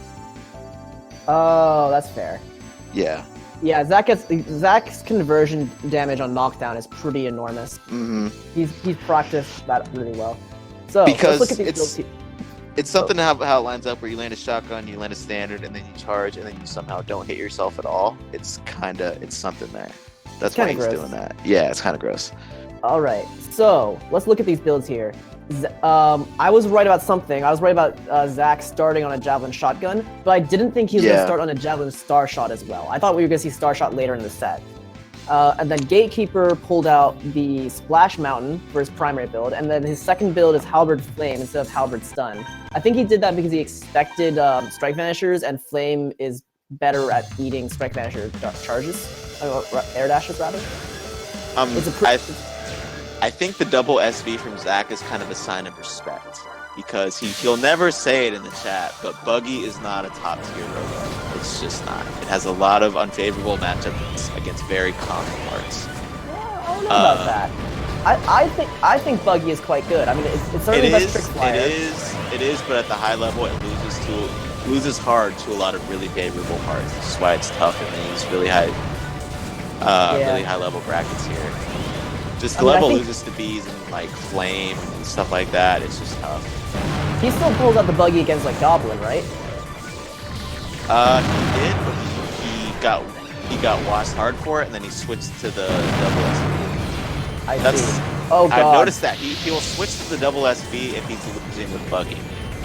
So I think for him to start with the double SV is a sign of respect from Zach. Of I gotta just scum all the way out immediately. This guy doesn't mess around at all. Sign of respect for Gatekeeper, also sign of respect for the money, for the prize pool. But I get Yeah, that. absolutely. So, well, Gatekeeper's the- doing that the whole time. He's trying to get paid. back to the gameplay here. So Yes. two things. One, the flame pick from Gatekeeper is paying off in dividends, and two, Splash Mountain has put in a ton of work. Holy shit. Yes. He's The putting damage so much is damage that way. also adding up a lot more for Gatekeeper because it's kind of 60-40 on the trades, but the damage is a lot higher on Gatekeeper's part. Because Gatekeeper's making it count a lot more when it's a hit. Zach's barely He's not breaking letting 100 on a Star lot of Shot these go now. free. No, and you should not with that build. Oh, you definitely shouldn't. Oh, Oh wow. god, Wow. that was an execution. That was a pretty dominant start from Gatekeeper. I'm impressed. Very I'm very good. impressed. It was one of those Flame is- matches that was pretty close until it wasn't. Yeah, it's like Splash Mountain really good against Yeah. Star Shot, and then Halberd Flame just outzones Javelin Shotgun because Flame has just better Yeah. range and covers him. hmm So And he yeah, just chilled and he just played his matchups well. yeah, made Zach commit more on the shotgun so he could just punish with the flame every time. So I think Zach is definitely going to counterpick something, but the question is Mhm. what? I think that I'm still a believer in the shotgun here. It's his most practiced build. I think Star Shot was pretty miserable in this pick. In this Yeah, game one, that switch off it. I don't know about shotgun either in this build, but he definitely needs to change the star shot first. That because that's more matched out here. Shotgun is tough for both of these builds because splash outranges shotgun pretty fundamentally, and like you said, the Halberd Flame was beating out the Javelin shotgun pretty well too, but the star shot just had nothing for him. He needs to get that out immediately. Like Flame and Splash are two of the guns that are best at stuffing out a Strike Vanisher approach, which makes both of these builds pretty decent against like Javelin Shotgun. But I still think that Zach can win enough neutral interactions to make the shotgun worthwhile. Yeah, I agree. It might be he different needs- if it was a metal ape instead of a metal bear, because then you have to deal with the splash and the really fast frame 3 collision. He needs to. Oh no, is he switching the shotgun? He should not switch that shotgun build. But he needs a robo that can play in the nooch against both of these builds that Gatekeeper has, because shotgun can punish both of these builds if Gatekeeper commits first, but Gatekeeper never has to commit first because he's not being pressured enough by the Star Shot build. He needs to switch that out. But Zach seems to be keeping the Star Shot build for some reason, which I disagree don't know what with. Zach is doing. I'm not sure what he's doing right now because he actually stayed on Javelin for the Robo, and right now he's just kind of like shifting through the menu. Okay. And he's hitting the B button. He's not actually committing anything. Well, you don't hear him click whenever the question marks are on, so you don't know if he's clicking anything yet. So that could be him. It looked like he just switched to Dower Head. It looked like he which- switched to Can Bomb, which he definitely didn't do. There's no way. He Yeah, clicked that may have Can been an Bomb. accident. He may just go back and switch that. There should be a clause where if you pick Cannon Bomb on secret mode, you should be allowed to switch it whenever you want, because that's an accident. That's so specific, but I totally support it. Well, can't I have- anything. I have never seen Zach run Dower Head, so I'll be very surprised if that's really the case here, like you said. Oh, yeah. Oh, what? Oh man, that's like. We're going back to 2018 meta, boys. Oh man. 2018 meta. There it is. We don't got feathered legs anymore. Modok Lightyear right here. Modok Lightyear. This ain't no Buzz Lightyear, but it's certain. It's a. No, it's Buzz Modok Light. Lightyear. Buzz Lightmonth. I don't know. Modok Space Ranger. This is the economy Buzz Lightyear because normal Buzz Lightyear got banned out of existence. Walmart brand. Buzz Lightyear. Okay. Oh. If you can't produce your own serotonin store. Sorry. Oh god, Splashbound. Splashbound had the read, but he didn't space the collision correctly. And the glider so far is doing pretty good work against this. Yeah, it is. And the collision to get over the wall, at least it reset neutral, so he didn't take max damage. That was awesome. The splash went around it though. Oh god, that was Oh, actually wow. really bad. Oh no! Oh no! The star shot's paying off! Who let Zach do man. this? That was an excellent. Oh, he got it again. He got it again. Okay. That was disgusting. Oh no! Oh Man, we were wrong as hell. no! I mean, there's still time for Gatekeeper to come back, but I think we gotta shut up a little bit, man. We were wrong as hell about yeah. Oh good god, the work. glider's gonna kill him. Man. Yeah, because Glider outrange Flame by a lot. He can just run away. I mean, Glider will outrange like everything by country mile that Gate is running, but Flame is pretty good at anti-airing here. Yeah, like that. oh goodness. Oh this god, is oh no. This is such a strong lead from Zach right Oh, now. no. He got out of that? Oh god, this is Yo, Ooh. man, if Gatekeeper Gatekeeper brings gets back. this. Do it for Hong Kong. Come on, we're Oh, doing. what a miss. Oh, Okay, yeah. Zach was like, nah, it's not going down like that. that started so badly for Gate. I mean, yeah. Zach made so many good calls with the tower head. That tower head is so nimble. Yeah, definitely. With the wide jump though, that was interesting. I think that's interesting though. Is wide jump the optimal legs for FBH now that we banned Feather Acro? I personally believe so. I run a lot of tank head Hornet Acro, and on that build I use wide jump. It's the best with Acro. Although with that build in particular, your jump height is really important. So I could see high jump also being really good with that build. But Oh, true. That is what Goblin uses. yeah, so the optimal is probably high jump or wide jump. Does Swallow improve your jump height? I think if your air dash is literally a jump, it might. I'm not certain. No, it doesn't enhance the jump height. It enhances ground speed and dash height. Yeah. What Goblin discovered with it is on like robos that get a little jump off their dash, like Aerial Beauty and Funky Big Head. It enhances their jump height a lot because Swallow enhances the dash. So Right. you get a giant height boost on the jump, but you don't get the same boost on the initial jump that you get. So running Swallow on an Aerial Beauty is actually kind of similar to running Raven because Swallow improves your dash length, and for an Aerial Beauty, your dash length is a jump.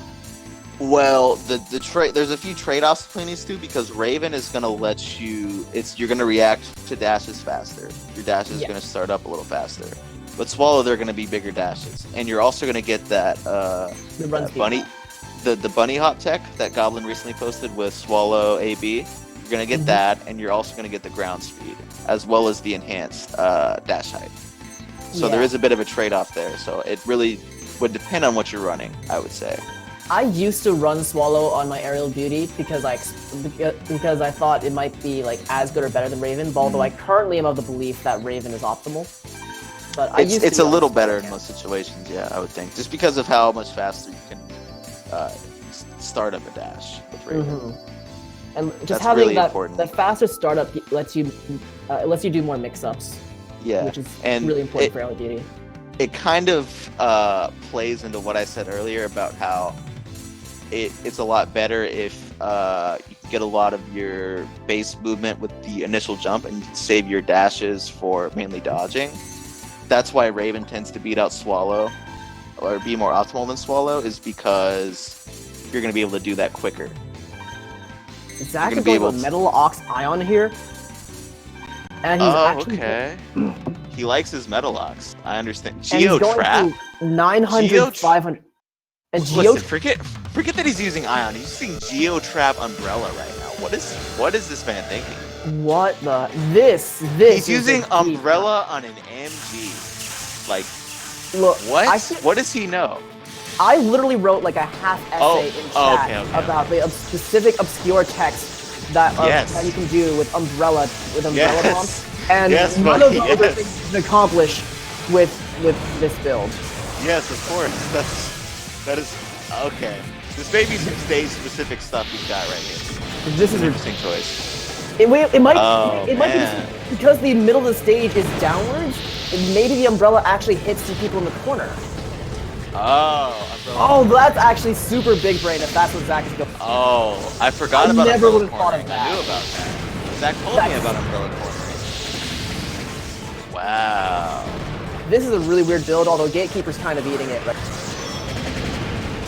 Yeah, I'm not sure. I mean, about this is close, but Gatekeeper's gonna lead. Oh, God. Oh my goodness, Gatekeeper knows You better. cannot Why did he collision do through that? Ion. Oh, Oh, what a miss. People need to stop collisioning with Dowerhead at all. Use I mean, Dowerhead, Zach you was do good not. use of it last game, but that was embarrassing what happened just now. Like, Dowerhead mean- collision is Garbo, and that's why I personally never use Dowerhead, I use Tankhead. Yeah, I agreed. Because you're getting that same leap over the walls, but you can actually hit people with I mean, like, Tankhead collision is just... Okay, wait, let's watch the game for a second here. This it. is tight. Yes, this is close. I mean, Zach got has a mine. pretty defined lead, but this is tight. Oh, that Oh, might be he it. got it, Oh he got no, the glider! I thought he was going to get the collision there, but the glider came in Wow. clutch. He got it. Oh my god! And Zach, that was game 4? Game. No. This included the button checks. That's game 3. Game 3, yeah. Yeah. Game 3. Zach 2-1 right now. Okay. Wow. Okay. Zach. Oh, no. Deep pockets. I did not expect to see anything other than Javelin Buggy, and here we are in another timeline with fucking Dowerhead Metalox. And yeah, I just dropped the Okay. F-bomb, so we're not esports, I'm sorry. Gatekeeper needs to dig deep here. This is I hope he's not listening because I don't want to put pressure on, but this is an important match for him right here. Yeah, this is game point. That too, but this set is an important set for him right here. If he wins this set, he is an argument for being number 2 on the Discord. Because him and Zach have not played in PR yet, I don't think. No, they have. Have they? There was it? Yeah, they're like 1-1 or 2-1 in PR or something, right? There was the one tournament back in like September or October where Gatekeeper Yeah. 3-0'd Zach in pools, and then Zach Oh, man. 3-0'd him after when he got out of pools and loser side. Okay, so they're 1-1 in bracket right now. So this is even more Yeah. important. Okay. Yeah, so this is really important for defining. Yeah. Yeah. I mean, getting one win on Zach in tournament Yeah. at all is They- enormous. They But- both have notable wins over Project right now, so the Mm-hmm. loser, this is like the winner and loser. This is probably like 2-3, if we're being honest here. Mm. Possibly. There's an Yeah. argument that Gatekeeper got in a little too late, and he hasn't done enough this year to be ranked quite that high, but I would say so. I'm very impressed with Gatekeeper's play, and I would Yeah. not be surprised to see him ranked that highly. I think he's going to at least get number 5 and possibly number 3. I think he's not going to get number 2 though. I think he's going to fall short of that. He would have to win this to get number 2. If he wins this, I'd give him number 2. If he wins the If whole, he- if he wins this and against Goblin, I don't know. Yeah, if he wins this and one set if- against Goblin, I can see him as number 2. Yeah, I couldn't put him as number 1 for winning this tournament because just the lag Goblin's playing under, so he's not playing under his full potential. It's not fair to. I mean, that's not fair, but I don't think PR calculation is count, even if that's something. There is We're an going back argument to Robo's that room. there is an argument that Goblin's accomplishments outweigh Gate's accomplishments still, because Goblin is he has a lot more notable wins than Gate, I think.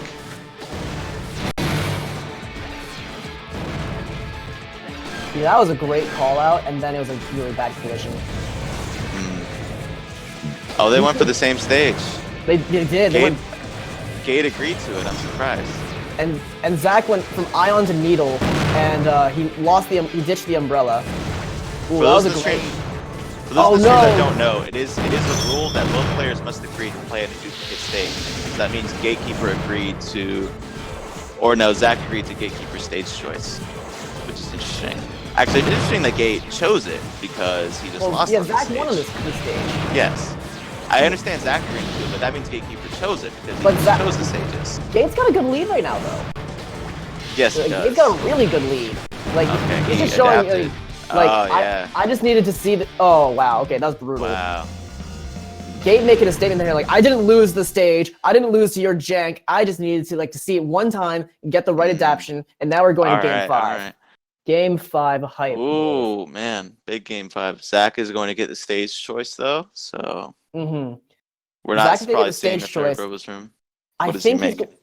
I think Zach is going to want Crevice Court because he's running. Crevice Court seems really good for Glider. That's And- why Zach wants that rule that the loser should just be able to pick the stage and not pick from 3 stages to narrow it down from. Because nobody lets him play on Crevice Court. We all know. Like, I'm not letting you do that, bro. I know. I what you're counterpick Crevice trying. Court against other people, and people let me go there. So he has. I don't think he has a basis to complain about that. There's some silly people because Zach tried to counterpick Crevice Court like every time against me yesterday, and I was like, nope, not happening. Nope. As an aerial No, beauty no player, Crevice I like Court for Crevice you, Court. Mr. SV God. It's not happening. No Crevice Court for you. I know what that does. Yeah, I mean, like there's some like weird SV tech on that because like the super short walkover wall actually lets you air down additional time. SVs are arguably the best Robo archetype in the game. I'm not going to a stage that specifically favors the already OP SV dash. It's not happening. Yeah. I think like I personally believe that S tier as far as Robo classes are concerned are like metal like SV and Ray MG Vanisher and for SV sure. and MG. Yeah, you might be MG able to is put the A. most popular, and SV is probably the best. You might be able to put AB up there because of the ridiculously high skill cap they have. I could see it. I mean, as my soul build is almost certainly my best build at this point, and I can definitely see that. I think soul is at least A tier. Yeah, I could definitely. see S tier though. And then after soul, I would probably put Funky Big Head. Maybe no. We can agree. Maybe that Shiny Spider Chicken? is at the bottom. No, Maybe okay. Chicken. I'm biased against Chicken. I think Chicken sucks. Okay. Sorry. But Chicken doesn't. oh no. Bruh. I personally think Chicken really, really sucks. But that's me. I will beat you with Chicken, bro, for saying that. Chicken's one of my main builds. Okay, I'm not hating on you, but My Chicken Eagle build is the bomb. all right, I'd So love to play it sometime. Yeah, I'm debating whether I should use Raven or Swallow Legs for the similar reasons we were discussing earlier. Because the base hop Chicken gets in Swallow Legs, in addition to the ground movement, is really good. But an important part of Chicken is utilizing the invincibility frames on its dash, and you can't do that as quickly with Swallow as you can with Raven. So I'm not sure what I'm doing with that yet, which is why I didn't use it very much in the tourney. That makes Because sense. yeah, I struggle using builds in bracket when I'm torn on what is the best way to use them or what is the best parts for them. Because I'm just second guessing myself in my head. I'm like, oh, like, All right. am I Let's using talk this about the- wrong? Let's Okay, talk about the back game a nice. bit more. Yeah. Gate is doubling up on the halberds, but he's got one halberd flame, one halberd stun. We're going to No Man's Land. This is gonna be a Yeah. crazy vibe. No Man's Land always makes for crazy games. It does. And Zach switched to he switched off the Metalox to a Javelin 5-way. He's Man, still keeping okay. he's still keeping the glider build on. 5-way is really good on this stage, but it's certainly not broken though. I'm like, yeah. Oh, we got you we can got the still air down dash it. cancel. Damn, that was big damage. That was a really good stun conversion. We haven't seen Gates halberd stun this whole set until now. But we'll see if it pays off here. I feel like it's gonna have a kind of a never mind. It's not gonna have a hard time reaching the tower head. No, it's not. It Shut doesn't me have up. walls. Yeah, stun's a good one for no man. You know, all you have to do is get around their pressure. You don't have to. They can't have high walls or anything. I think Gatekeeper's builds are favored on this stage actually because Yeah, I think so. Zach still aren't high enough damage and like they're gonna go too even and neutral. One of the things that makes glider pressure really good is that the gliders will float around the wall. You're not really. That's not really doing much for you in a no wall stage. They just have to watch out for you. They can just I would actually dash rather forward see and dodge. Zach have gone to the shotgun instead of the left 5-way here. Yeah, I agree. I don't know what that choice was. I mean, I do think left 5-way is good here, but Yeah. not against double strike Vanisher though. No. I think it's left too much- 5-way here little is like too much super end lag on good that against gun. like Lightning Sky or Metal Grappler here. Zach is making this cut back a little bit, but he's still behind. We're close to being evened out here a little bit. I Okay, also we're think about Fate evened Bomb's out. really We're about weird evened choice out. from him. Gatekeeper has the health lead, but it's pretty close now. He has a health lead, but it's by less than 100. Or like about 100. It is. Yeah, it's by about 100. Ooh, No, it's pretty. Zach no, barely got out of that. It's by about 50. He's eating No, some pod damage. He doesn't have it anymore. He doesn't have health lead. Exactly. Fate is actually doing pretty decent here. Not great, but it's solid. What is? The Feint pod. Oh no. Oh yeah. Okay. Oh, he's not that was alive. a really bad glider shot. Oh! And we have the run back, Gatekeeper versus Goblinoid in grand finals. Congratulations to Alright, Gatekeeper. man. Congrats, Gatekeeper. Already have an argument for number 2 in the Discord. He is 2-1 over Zach in bracket now. Gatekeeper, that was so clutch. I mean, Wow. yeah, Very I good. think Zach picked the wrong builds for the stage. He got his cute agree. builds really paid off in game 3. Like his weird his stuff paid off in game 3 and game 2 as well. But in game 4, Gate was super dominant on Robo's room, and in this game 5, it was super dominant again. Well, not relatively dominant, I would say, not super dominant. Yes, Zach could use a little work on the counter picking. Some of the decisions he's made throughout the top 4, I don't completely agree with. I think his decision making against Project was fine, but I think he just got too cute against Gatekeeper. He tried to pull out too much. That's a really good way to put it. He got a little too cute against Gatekeeper. And yeah, was it in the Project set or this set where he was ahead by a lot and then he rushed down and cost him the set there?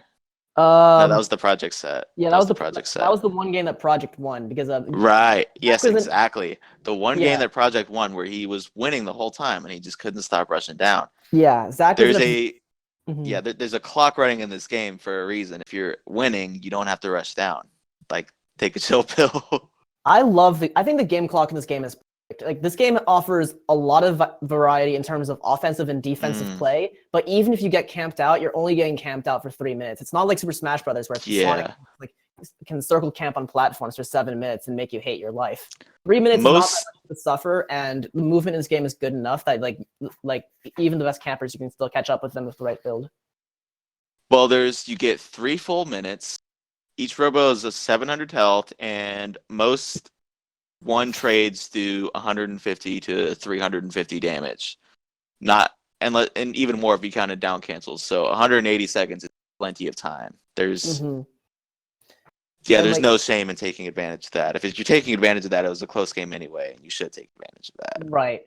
And I guess 150 to 350 damage per trade is probably higher than I would say. I would probably say it's more in the range of 100 to 250, but then you have to increase that number based on incidental pod and bomb damage. I would say certain builds that are they're not even really meta builds at this point because they're not that good in Nooch, but their damage is so high. I would put them in the 300 to 350 range. Like Chicken Punch, optimal damage can do around that much. Stun optimal damage if you have a good charge afterwards can do that much. Yeah, I mean, I feel like Gatekeeper's Halberd Stun usually gets around 200 damage if your opponent can't switch out of it, or if you catch their switch. Usually 200. Reasonably often does more. Well, it could do more if he ended it with a charge, but the charge is punishable. Yes, which is why he doesn't do it, and nor should he. Maybe Gatekeeper should play Javelin. That would make sense. Because although Gatekeeper is really comfortable with the Halberd collision in general, but maybe for the stun build in particular, it might be better to use Javelin. I don't know. I can see it either way. Yeah, because you could charge after and it's not punishable, I mean, Which if is- your opponent's already stunned, then yeah, not punishable. which is part of Project and myself's reason for using strike on stun instead, because you can charge after and you can just hop away and it's not really punishable. Mm-hmm. All right, I'm gonna check the stream chat, see what's going up here. Gotcha. Let's Okay, see. is our run back ready, or Goblin and Gate ready to go? Zach thinks he would have won Game 5 if he had went Javelin Splash. And apparently the reason why he didn't go Javelin Splash is because he thought Gate picked Splash Mountain. Yeah, man, Zach sure is OP in these hypothetical. I mean, Hypothetical Zach is like god tier. I don't want to play hypothetical Zach. He would completely wash me. He would wash everybody. I see it. Oh my god. I mean, I beat everyone in my mind, but Sorry, Zach. I actually put the controller in my hands. Sorry, Zach. Hypothetical you is banned. Hypothetical you isn't allowed to play. That's why you can't win tournaments. Yeah, hypothetically, you can only TO. All right. Yeah, hypothetical. Hypothetical. You could only TO and play casuals. Yep.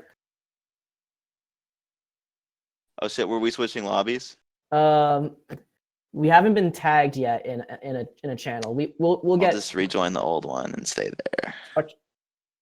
I exited because I figured, but I'll just Actually, rejoin and see. Gatekeeper posted a new code in tournament. He didn't tag us, but I think this is for us. So I'm gonna check that out.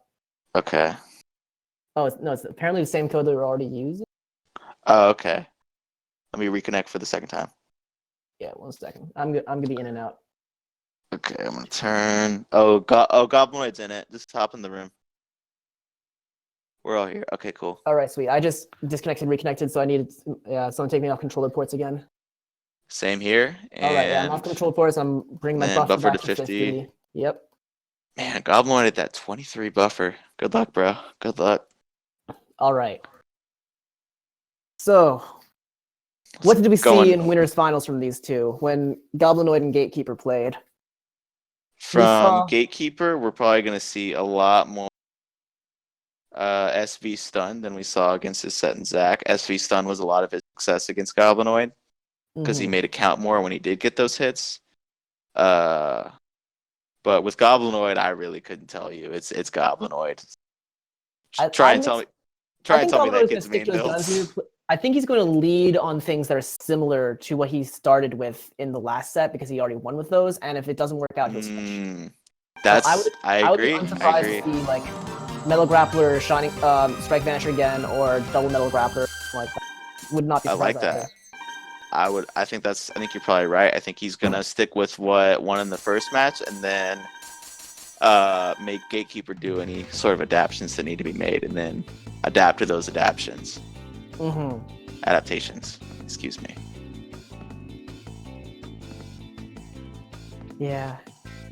And then as far as Gate's concerned, I really hope we don't see Sword Storm because it was. Because not only is it like an unfun way to play, but it's also like Goblinoid destroyed it last time. Agreed.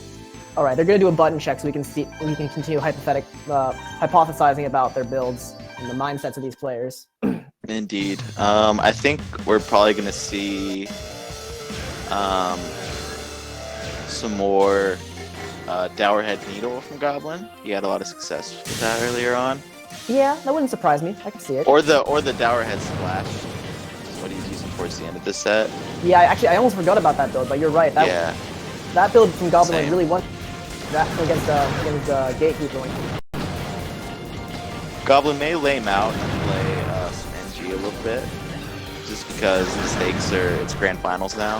How lame could it be? It's grand final, Flat Earth 2019. Indeed, ruler of the flat Earth. I'm gonna get hyped no matter what. So yeah. The winner stands all the way on top, which is not that tall because the Earth's flat, but you're right. It's 11 people high though, dude. Or 12 people high. You beat all of us.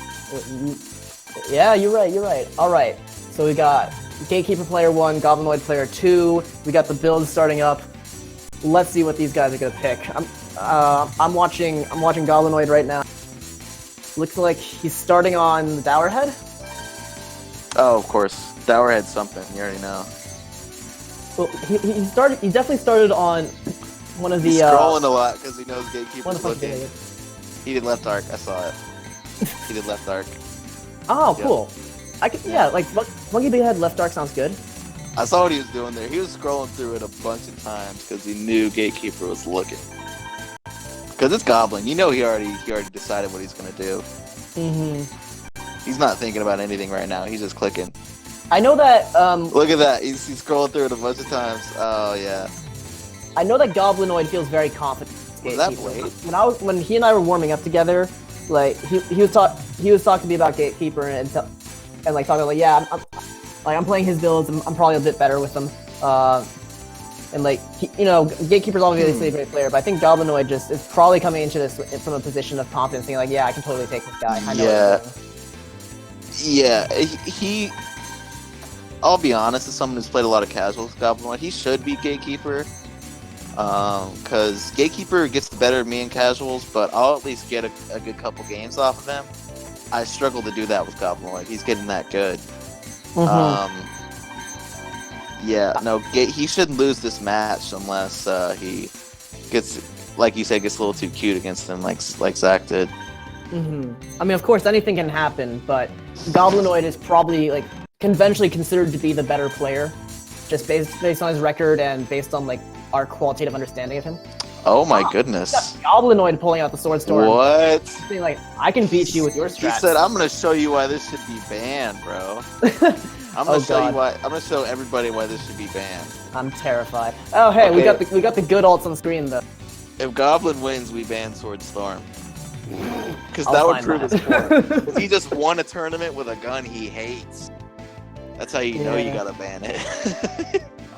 I'm still not like really convinced the Sword Storm should be banned. I think the discussion is I'm not reasonable. either. I can see it either way, too. but like I'm not totally convinced yet. Nah, me neither. But I'm saying if he does get these W's against Gate with this gun, with Gate's level of awareness, the Sword Storm, like man, we might all have to shut the hell up and just ban the thing. All right, fine, dude. You're right. You proved your point. Quit ruining tourneys. When Goblinoid was warming me up against Zach against Gate the other day, he was playing this Sword Storm build that he was expecting Gate to play against me, and he was like, "Oh yeah, I'm getting a lot better with this build. I feel pretty good with it. Thanks for the warm." And like, I guess I was warming him up for this game, in a way that I didn't know. Interesting. He yeah. thinks very far ahead. I guess so. I guess he's good enough to the point where you can assume that he'd be in grand finals one way or another. All right, game 1 of grand finals. We have Gatekeeper coming from loser's side with the Metal Bear Ion and the Halberd Stun. Goblinoid in winner's side with Dowerhead Splash and with Glaive Sword Storm. Very good. Let's get it. I expect see? Goblinoid's going to be taking a much more defensive stance than he did Oh man. because of the Sword Storm build. It's so funny, like he started the winner's side on double sniper builds and now not a sniper in sight. Goblinoid is adjusting very well here. He has not tried to support Gate switches. Man, he's playing this very smart. He did not shoot a single Sword Storm. Gate had his SV out. Yeah. But he will not stop shooting them once he has the Metal Bear out. See, look, they're gone. You wouldn't even know he was using Sword Storm. They're not even... No swords. Oh god. No swords. This is why people hate Sword Storm, because you can play like this. And it's Yeah, it's you can fucking just use evil. an FB and then stop playing Sword Storm spamming whenever someone starts countering it. Maybe the answer to Sword Storm is just to unban Monkey Big Buzz Lightyear. Unban Buzz Lightyear and beat Sword Storm. Unban back row. I'm memeing of That course. was the counter to back row. Back row was a thing. Everyone was like, "Oh, Sword Storm sucks," but it does technically beat back row. Really? No, it's just it might be cheaper than back row. Oh god, oh no. Oh my Goblinoid goodness. is running away with this so hard. Oh Holy. my goodness. I think he should This switch is- off the Dowerhead right now though. He wants to storm again. Yeah. There it is. Yeah. Oh. Yeah, and then just... Oh, good. Oh, that was a really good That was- conversion. Yeah, Gatekeeper, but he didn't get out in Oh, time. Goblinoid can't kill in time. Oh no! Oh, that was almost it. Okay. Oh, that might be it. No, not quite. Not quite. No, no. Almost. Next down for Gatekeeper is dead though. Woo. Next, that yeah, Crescent next nudge. almost took it. The tankiness of Metal Bear. Oh, that Man. one will take it. That was a really strong start from Gate. Yes, from very much. Goblin. I keep Gatekeeper saying Eagle's seemed- brain's wrong. Ugh. Gatekeeper looked a little frustrated at the end of that game. He was at 6 health and just kept rushing forward and committing with Ion. I mean, I hear Gatekeeper's voice in my head right now, like, oh yeah, Swordstorm sucks, ban Swordstorm. I don't know, I'm just hearing it in my Like, everybody could say that except Gatekeeper. he's the Swordstorm guy. yeah, It just shows how good Goblin is that he can do that to even Gatekeeper. yeah. Well, And that that didn't work when Gatekeeper tried to do that to him. Goblinoid's Guess here he like, has that hey, kind of awareness. I'm here to steal that title. You're not allowed to be a. Yeah, man. Ugh. Holden to it. If Goblin wins this tourney with Swordstorm, we gotta ban Swordstorm. Well, we'll at least Like- talk about it. We at least have a couple months before the next PR tournament. Man, when a man wins Yeah. grand finals on winner's side with a, you gotta start talking about bans. It's just like, man, this isn't even fun. I'm just winning all this stuff. No one can even try. This is silly. Oh my god. All right. So I'm expecting no changes from Goblinoid because that was a really strong win Why from him. and why would you? Why would Yeah. you? I mean, like the Swordstorm was nearly untouchable, and the Dourhead did well. Not only just now, but it did well in the winner side set as well. So like, Yeah. just stick with what you got, man. Yeah, and even then- even the unfavorable matchup of the Ion, Goblin was doing pretty good. He only lost a couple trades really badly, and quickly switched over to the Swordstorm when that happened. So, yeah, I don't really see any reason to change. Yeah. Whereas I think Gatekeeper, I think he's gonna go double strike Vanisher, or he might pull Mm, either that, or he might pull out a Lightning Sky. I think Lightning Sky again is not completely unreasonable against Swordstorm, and would be. I think the Lightning Sky Ion would be good against Splash. It's not.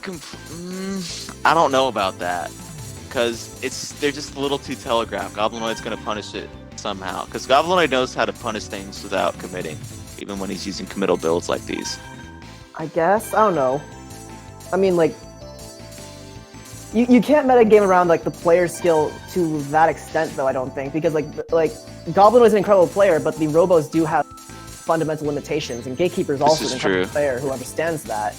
That is part of why I'm holding this opinion, though, because of Lightning Sky's fundamental.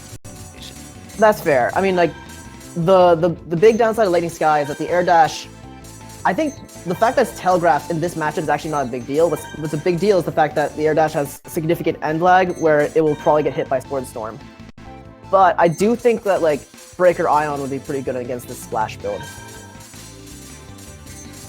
Yeah, I and, think so. Yeah. And like maybe Breaker Flame, because Flame outranges Splash. No, I don't think so. Because you can just wait for that. You can just wait for that man to land. The flame isn't enough pressure. You can just keep your distance till the flame's done, wait for the landing, and then go in.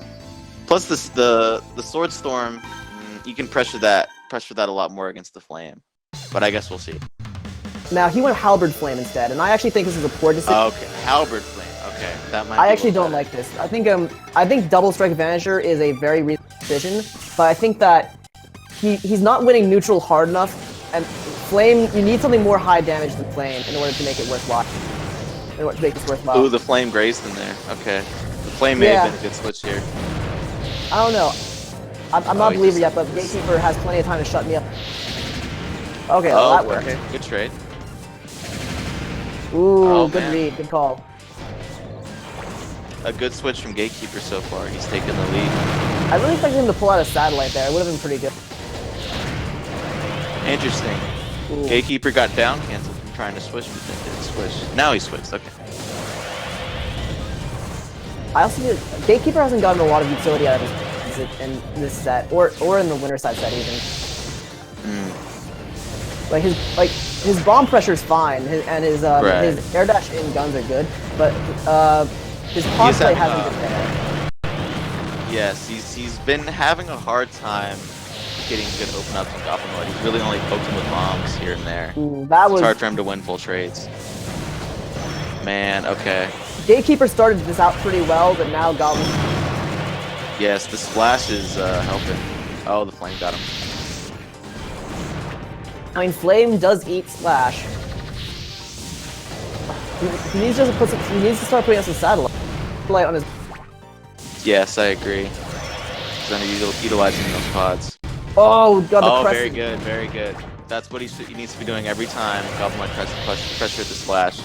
Just one little hop out, stay out of range, and hit him with the flame right Ooh, through. he got 2 cockroaches on that. That was so good. Goblinoid needs to switch Robos soon. Yeah, Gate I mean, can kill him. He might get RKO'd here just by the. Yeah, he might get. Yeah, if he gets touched with that stun, but he might get down. The Splash is Oh, it's eating the all of his Splash, approaches though. He is just. He He's wants got, it. like, He knows if he he touches can't get Goblinoid in. here, Goblinoid's dead. But the splash, Goblinoid he is just. can't stun through it. He's just drifting backwards and holding the B Man. button. Okay, he's got to switch now. He's got to switch. It's too low. Oh man. And now he's gonna. This is why he didn't want to switch because of that. Well, he should have switched earlier when he Flame's a took tough down one. safely. You need to play with both Robos. Ooh, that was a big slip up. Yes, and now Goblinoid is in a tough That was- spot where that he might has have been a one game-deciding Robo doing slip all the up. work. Goblinoid not Oh. really putting pods in places that are used. Oh no! Oh, are we dead? Oh, we're dead. That's Oh. it! Gate takes it! Woo! Wow, the stun. Damn! Ooh! Man. Ooh! Okay, we're 1 and no 1. more Sword Storm for a little bit, I'm thinking.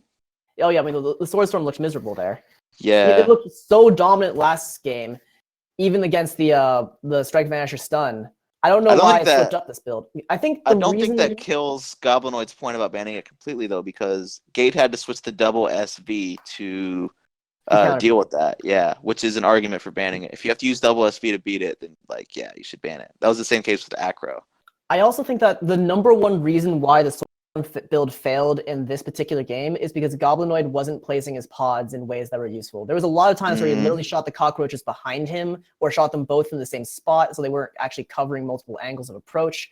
It made his retreats way more dangerous. Agreed. Yeah, so I think that I really think it's less the build and more Goblin not deploying all of his resources correctly. Mm. Flame came in pretty good. It was better than I thought it would be. I'm still not a big believer of Flame in this of Strike Vanisher Flame in this matchup. I'm saying that as someone who loves using Flame Gun in general.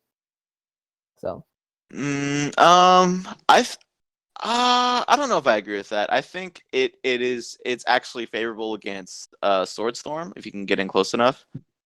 So I think that's kind of 50-50 because they're both using Strike Vanishers, so it is also hard for him to get in. But I think the Splash build, it is favorable if Gate is playing extremely optimal and he's getting the read every time, which is difficult to do against someone like Goblin. I agree with you what you're saying about the Splash build because Flame has more range than Splash, and Flame can down a funky big head, which is amazing. But what you saw there is that Goblinoid is still stuffing out the Strike Vanisher Flame because you have to be very precise in your spacing because Splash and Flame, though Flame is longer range, the ranges are similar. Or maybe the ranges are the same, it's just that Splash starts further away and then approaches you slowly. No, Whereas- Flame significantly outranges Splash. We saw it a couple times where Goblin would throw out the splashes and Gatekeeper, he only did it a couple times. He couldn't recreate it very much, but he did it once or twice where he would backdash once and then he'd do the Flame, and the Flame would go right through the splashes and down Goblinoid. Because he would get hit right on the edge of the Flame where you're right on the edge of it, but you still get all the hits off of it. Right. So Flame does outspace Splash. And Very much so, yes. So Halberd can definitely win that matchup, but he needs to precisely because Goblinoid caught him on too many dash-ins with Splash. Yes, definitely. Looks like Gatekeeper might be switching off the stun build. I disagree with that. I don't know why you would. It literally just won you that last game, and I'm not sure why he would do that. Well, it won him that last game on Goblinoid being a little too mindless with his pods, though, and it's pretty bad against That's the Splash true. build. He's doubling it up. Oh. Oh shit! Here we go. Okay. Oh, and Goblinoid went Needle.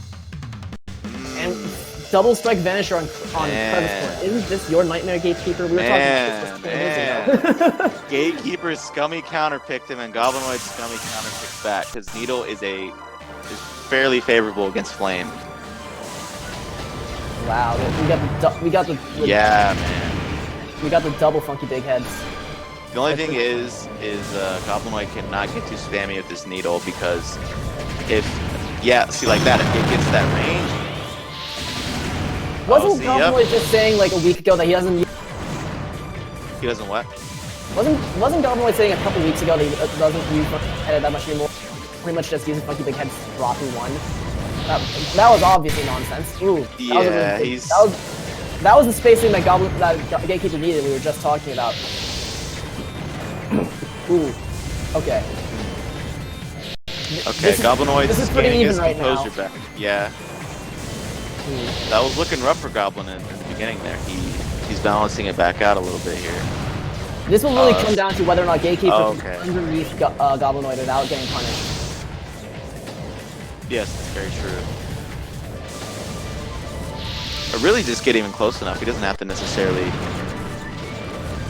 Yeah, he doesn't have to be, although underneath him is probably like the optimal positioning if you can get it. Because he'll land right in the flame. It's true. Yeah, exactly. Flame is really good when you're either... Flame is really good when you're like 45 degrees up or 45 degrees down, I think. Oh, that was a great call out though.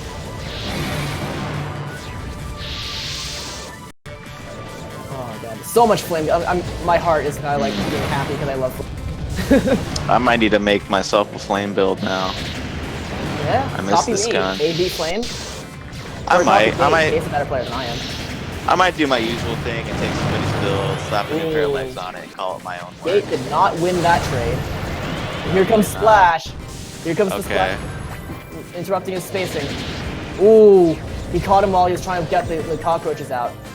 Gate makes a full retreat, get out of needle range. It gets clipped by cockroach. He needs to switch. Okay, he switched. That's good. But he ran into his own wyvern. Oh, the goodness, the needle. Yes, very good pick by Goblinoid there. Needle Goblinoid was just read the favorable timing against on the both of his dash in. matchups. Wow. Wow, very good. This is crazy. All right, 2-1. Goblinoid is one game away from closing out the tourney here. Gatekeeper needs 2 wins in order just to reset the bracket, just to get another shot at him. Goblinoid wins this tourney. Is there any argument against being #1 in the Discord? I mean, winning this stacked tournament on like an extra 10 to 15 frames of lag every match. Yeah, Goblinoid using all kinds of builds. I think Goblinoid is probably the #1 player in the Discord either way. Yeah. This is a really phenomenal performance from him. The only other argument is Gopher broke, and he's not active enough to put him in the PRs. So. Yeah, maybe Gopher Broke comes back. Who knows? It's hard to say. Yeah. I miss his play. I really the Soul Needle's pretty godlike. Yeah, when I first joined the Custom Robo Discord, Gopher Broke was the first player who I really, really admired. And that's actually why I sold myself.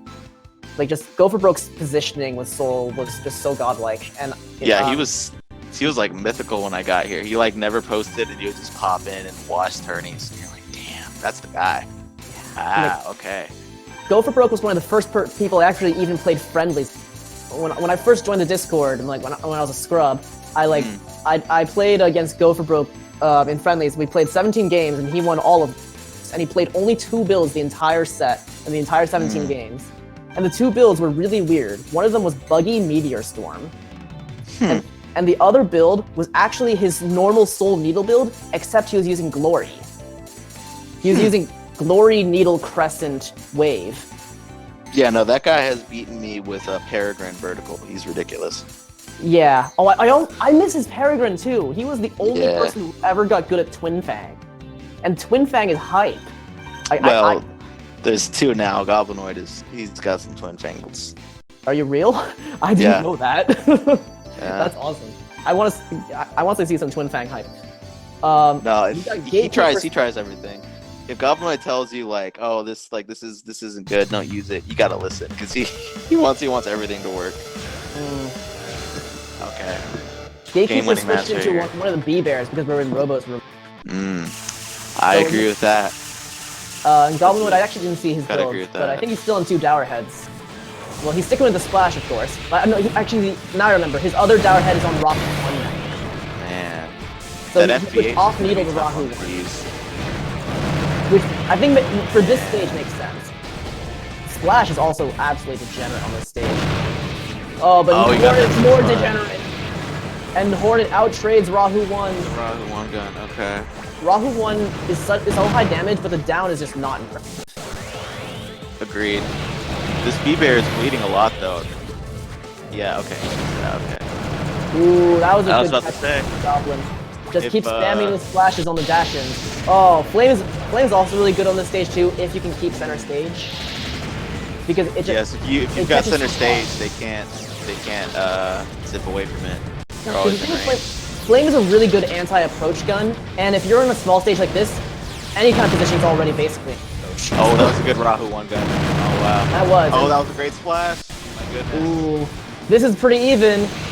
Gatekeeper got a lead actually, but this is fairly even. But I think Goblin is winning neutral. This is Oh fairly no, this favorable. is really dicey. Oh my goodness. Oh god, thank God he no more switched. That was- splashes. That's tough. Ooh, the Flame outspacing the Rahu 1, and the collision optimal damage. Yeah, man. This is Flame Get some versus Dolphin Rahu Pods out one. there, shoot him over the walls. Oh, if Oh, he he had got- Dolphin he Podded edged there, him. that would have been huge. Oh, look! Oh! Oh, the down. Game! We're going to game 5, boys. Ooh. Woo. Tried to. I saw that. That was a good down cancel. I think it was just a mistake to let Gatekeeper go to Robo's room. Yeah. Yeah. I don't know why you'd allow anyone to go to Robo's room when you're using double FBH. That's a little silly. A little silly. Although, I mean, Yeah. Zach did win on Robo with FBH Glider for 1 game. Then, of course, Gate got the big adaptation and just I I think Gatekeeper was just blindsided by that build, honestly, because after that game, he didn't have much trouble with it after that. I think he was just like, what is that? What are you doing? And Right. then So it was like he kind of caught on. he got juked out by the surprise factor. Definitely. Yeah, that makes sense. I get it. I get that. Whew, all right, game 5. If Goblinoid wins this, he wins the entire tournament without taking a single set loss. And if Gatekeeper wins this, then he resets the bracket and gets to do this all again and continue to suffer. Yes. Oh, For the money, though, so he's gonna do it. who doesn't love double elimination brackets? Mm. Well, since it's been a while since we did any shout outs, I want to give another shout out to Match Arena sponsor this who actually let us have prize support for the 1 tournament of the year, which is awesome. Yes, definitely. Matcherina, shout out to Matcherina. You definitely helped our tournament scene a lot because you definitely incentivized this tournament a lot by, all the sponsor quests you let us do. People are able to contribute to our prize pool even if they can't afford to give money, which definitely raised a lot of money for the tournament. And shout out to the handful of people, yourself included, money, who donated real money, their actual out-of-pocket money, not just sponsor quests. You and Project J, and I believe Zach as well. Shout out to all of you guys. Thank you. Yeah, Zach, Project, myself, and I believe Akashik also put in a pretty considerable amount of money into this prize Oh, pool. shout out. Yeah, I was not aware. Yeah, Akashik put in $25. Shout out Akashik. Yeah, good on him. I wish he was here today. Yeah. He doesn't really play that much, but he likes commentating this game. But thank you to him, and thank you for everyone for making this tournament so hype.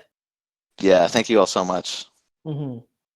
And I guess we already did the shout out for Matcherino, but just to say what Matcherino does, it's a website that lets you crowdfund your little minor esports tournaments and stuff like that. It gives you sponsor quests, so you can actually do social media subscriptions and stuff online to add small amounts of money to the prize pool, and it also creates sponsor quests where if you donate this amount of money to the prize pool, you get something back from the community in return and stuff like that. And it's really awesome. I put in $50 because I wanted some custom robo alts, and I also wanted to see this tournament be successful. And if it wasn't, you bought alts. Ooh, what else did you buy? I'm not aware. Well, I actually haven't decided what I want to do with them yet. But actually, one thing I'm considering. I paid for $50 to get 2 Robo Alts, but I don't know what I want. I think one of them is gonna go to Soul because I play so much Soul now. But I think the other, I legit want to make a Christmas can Robo, just because of like the December. I like that. If I choose a I like Christmas that. can Robo, I'm gonna make it open source, just let the public have it because it's in the spirit of Christmas. We tend to make the can turning in Christmas or like around in December, right? Anyway. Yeah. I like The that. December tourney is one of our biggest tourneys. It's the biggest non-PR tourney, and it's usually like where there's some amount of Christmas can cans. parts involved, and people are running weird builds and stuff, and it's a lot of fun. It's like the ultimate cans though, right? You can put whatever you want it as long as you use can. Yeah, I don't that's remember the rule fun. set, but like you can run can with ultimate legs and Yeah. guns and whatever. It's a good time. I'm sure we've streamed some 2018 on YouTube, but if we're going to do that again for 2019, I think I'm gonna use one of my alts to get a Christmas can. I like that. It'll be, something for the community. It's like it's very thematic. I like that a lot. Another thing I was thinking about, even though I want to do a soul build, I can't think of something creative to do. Can think of something for Tankhead. I actually kind of want a Jack-o'-lantern tank. Jack-o'-lantern tank head. Yeah, Wouldn't Steelhead make a better jack-o'-lantern? Head's Well, rounder. maybe, but I play Tankhead more, and Tankhead Fair also enough. kind of has like the yellow for it. He already has like the yellow, kind of already like a candlelit back. So I'm interesting. thinking that might be a good one. Also, I know we don't really share real life details, but my birthday's on 15, so Jack-o'-lantern Tankhead would be kind of special to me. Nice. So, all right. Okay. So back to the We got game. Game All 5. right. Game We saw 5, Gatekeeper Grand switch Finals. back to double Halberd. I think he's actually done double Flame again. I didn't see Goblin Noise builds, but he's still on the Dourhead Splash because it's been worked really well for him. I think he stayed Rahu 1, but I'm not sure. I don't agree with staying Rahu. Did not go well for him last game. We'll see what he actually did. I can't say for certain. I was paying more attention to sponsorships than to the players. And just It happens. yeah, Yeah. don't always see what's on screen. Interestingly, Gatekeeper's busting out the Cockroach Pods of Cockroach Pod. And they're really good. And but he's gonna be mostly running Dolphin on these builds. Okay, he's actually on Sniper now. Interesting. Sniper Okay. really out his Splash by a lot, so that makes sense. Gates caught him here a couple times. Goblin Knight's done a good job of staying out of Gate's range and making Gate come to him.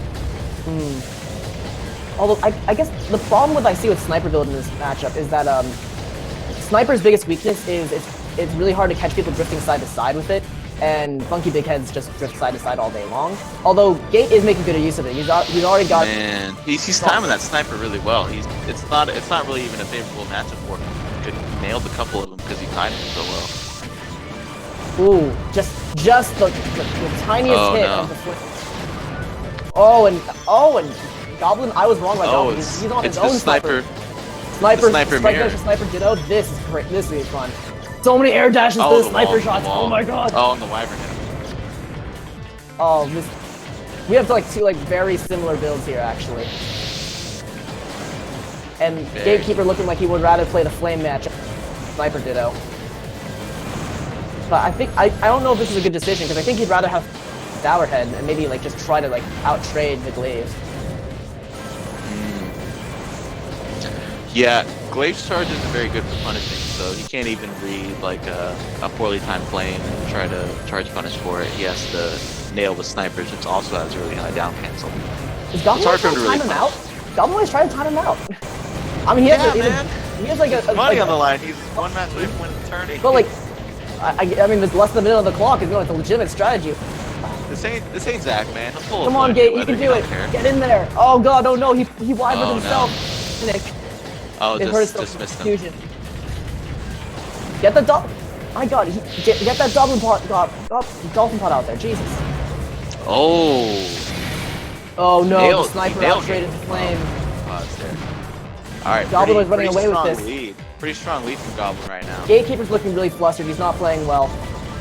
I mean, I don't need Well, to mean he's it like Goblin is just refusing to engage. He does not care. He'll win by timeout. So Gate is having to rush down every time. And Gate's at his weakest when he's having to do the rush down. Like, he didn't even get a free sniper shot when he could have. Oh, wow, okay. Well, that was that was a literal runaway from Goblinoid. Man. But that's it. Goblinoid runs away with it. It's funny because that was my joke. I'm the guy that said that in class that said your joke a little louder and got credit for it. Yep. Great joke, Lord Beerus. We all just heard you. But big shout outs to Goblinoid. You're an incredible, wonderful having you in the community. You played incredibly well today. Gatekeeper, you too. You played super well today. And just shout out to the entire top 4. All of you are amazing. Yeah, GG's to everybody. Gatekeeper, you're still an unprecedented dark horse. You did second place when you haven't even been in the tourney and been in the Discord for a year. It's just unbelievable, especially against people like Zach and Goblinoid and everything. Gatekeeper, I'm gonna beat you next time we play. I swear to God. Goblinoid, just know we're banning you. You're done. This is the last time you're going to do this to us. It's enough. We've had it. I second you're the too motion. good. Yeah, you're banned. We're sorry. OP. Sorry, it had to be like that. Goblinoid is the MKLeo of Custom Robo. Yes. For you Smash fans out there, I guess. Zach, thank you for being not only an incredible player, but an incredible TO. Zach set the Chalong page. He got the sponsor. He runs the Custom Robo YouTube channel. He's the front man of the community. Yes. Thank you very much, Zach, for putting everything together and more importantly, getting some of us paid. That was what's up. That was what's up. well. I mean, not me. It'll be what's up next year. Paid, but I hope y'all enjoyed dividing up my $50. No regrets putting it in the prize pool at all. Not a bit. Y'all deserve it. But yes, enjoy all the sponsor quests I did to contribute equally that much through just sponsor quests, which you can only imagine how many of those I had to do. Mm-hmm. But in all seriousness, all of you guys, everyone in top 4, super impressive. Yes, and a lot of people very much so. Top 4, also very impressive. Sly, Brent, I'm looking at people like you. Oh my God. Obviously not looking at myself. I suck, but Nah, come on, don't sell yourself short. I mean, looking at your set with Gatekeeper, it shows like just where you're at. Like you're just like at the edge of that level because every one of those games you're right there. It's just he would get you at the end. I really appreciate that. Thank you, buddy. You're a really great player too. I appreciate that as well. I'm working on the level ups and trying to counter these guys. I took one set off of you very early this year, but I don't think I can do that again, if I'm going to be frank. Yeah, I wasn't ready for the sniper punishes back then, and you had them on lock. You got those sniper punishes down. But I'm a little more ready for that matchup now, so. Yeah, you play it better. Yeah, Gatekeeper, hop in commentators, do it. All right. Goblinoid too. Let's hear from the winner. If you got, if you got your mic down. We want interviews. We want to know who you are, how old you are, maybe social security number. All right, we got okay, we're not doing that meme. Attorney runner-up.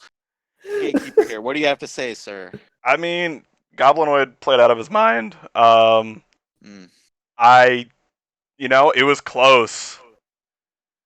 Like, I think. How do you feel about Goblinoid's builds? In particular, I want to know how you feel about the Dowerhead Splash that he pulled against you. What, 6 or so games between? Yeah, like he stuck with that. It worked a lot.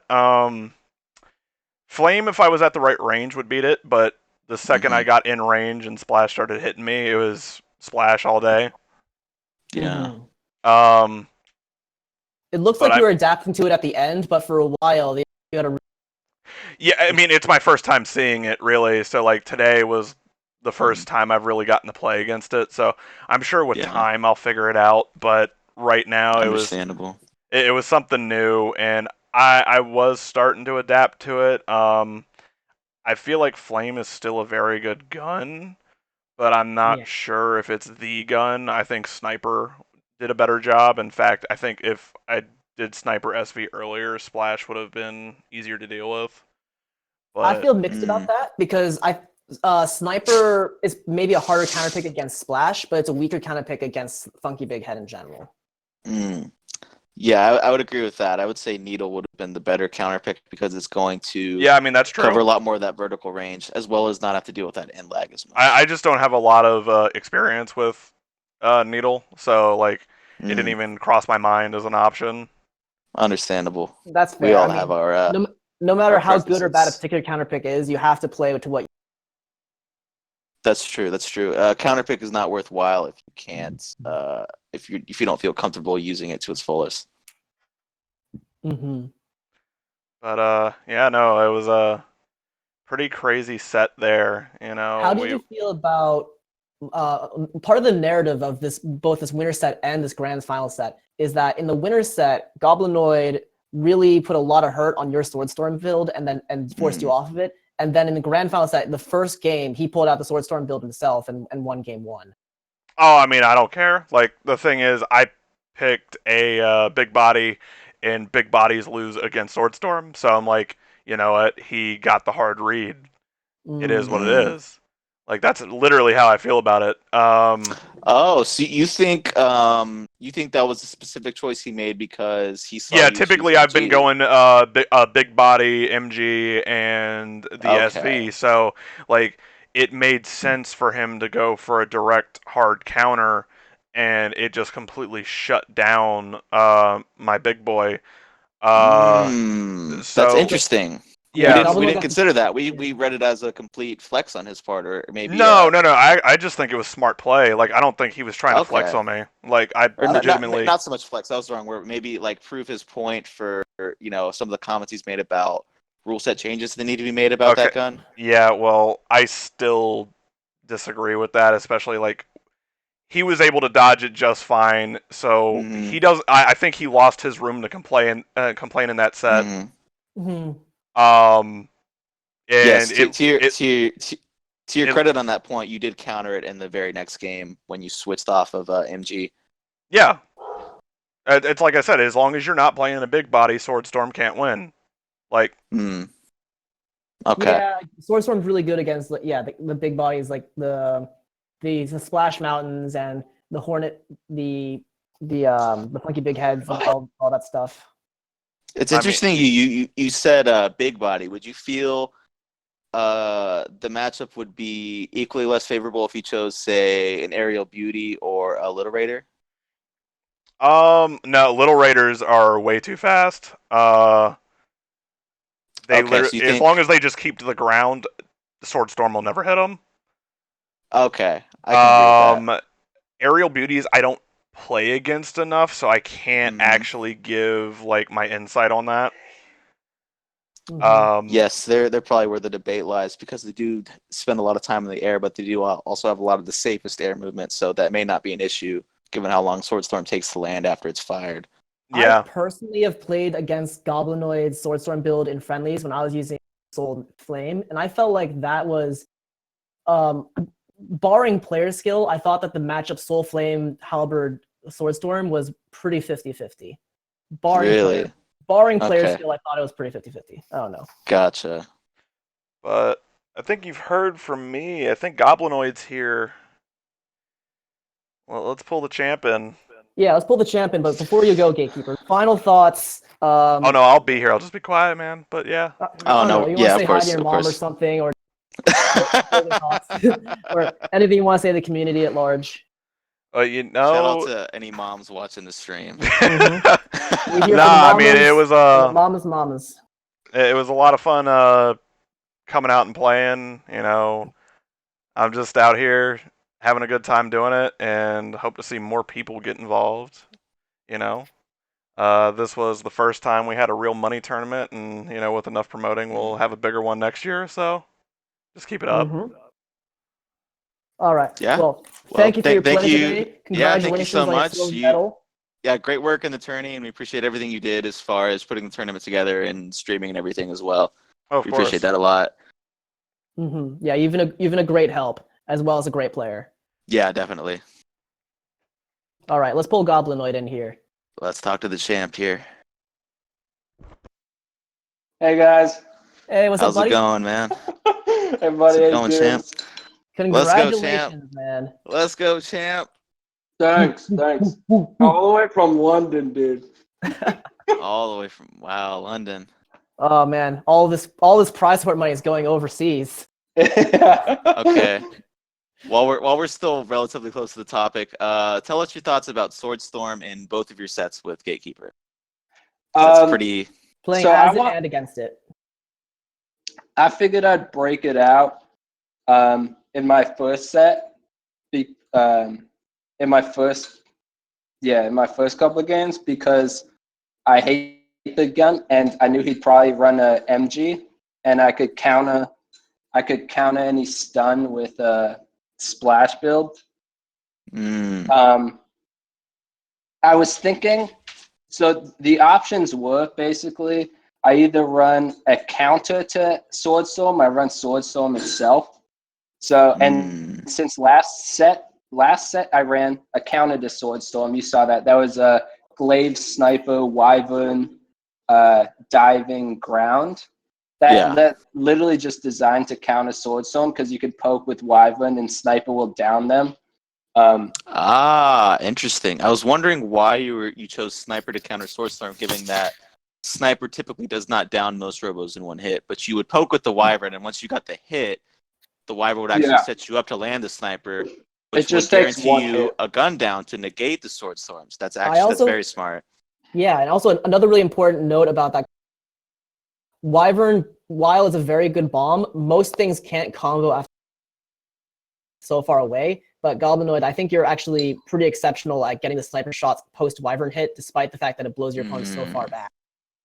Like I've seen you get that conversion multiple times, and it looks really impressive. Add a little practice. Comboing into Wyvern is like my specialty. You can you just got fire at like certain times. It's so it's really something, because I know about it, because Wyvern does give you an initial pop-up, but after the pop-up, it does blow back a bit, so he does need to read the sniper pretty quickly. So the fact that he's getting those kind of reads on the level of buffer he plays, it's really impressive. I can't lie. It's really, really impressive. We all can learn something from you, buddy. Thanks. But I picked Swordstorm because I knew, Sniper was first because I knew he'd probably run Hornet MG. He likes B-Bay a lot. So Sniper is a counter to that, essentially, just because you can, anytime an MG dashes, you can get a hit on them. Doesn't matter where they dash, because they have too long a lag at the end of their dash. Now, you keep going. No, I was just gonna go off, but yeah, what are you talking about? I was gonna ask you about about Gatekeeper's build, about the prevalence of flame in this set. Gatekeeper pulled out flame against you an awful lot here, and in fact, he actually put 2 Strike Vanisher flame builds against you, both using ground legs and Wyvern bombs. It was like 2 almost identical robos, and he seemed to be very confident in flame against you in this set, just based on how things were going. And how do you feel about that? Do you think this is the right counter pick? Do you think flame is good against you? Do you think flame is good in general? What are your thoughts? Flame, I view as kind of a mid-tier gun. There's definitely, you're stuck in place for too long. It doesn't do that much damage. And it doesn't have a super long range. The only reason he definitely played really well. I mean, it wouldn't have been such close matches if it wasn't. But I don't have much experience versus Flame, so it took me a while to get the timing down. I still wasn't exact. But the thing with Flame, it's the same with Bees, because it takes time to travel.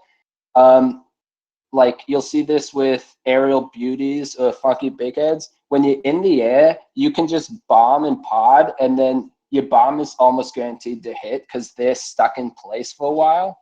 And Cockroach is very strong. I've realized on FBH, that's why you didn't see me running Wave.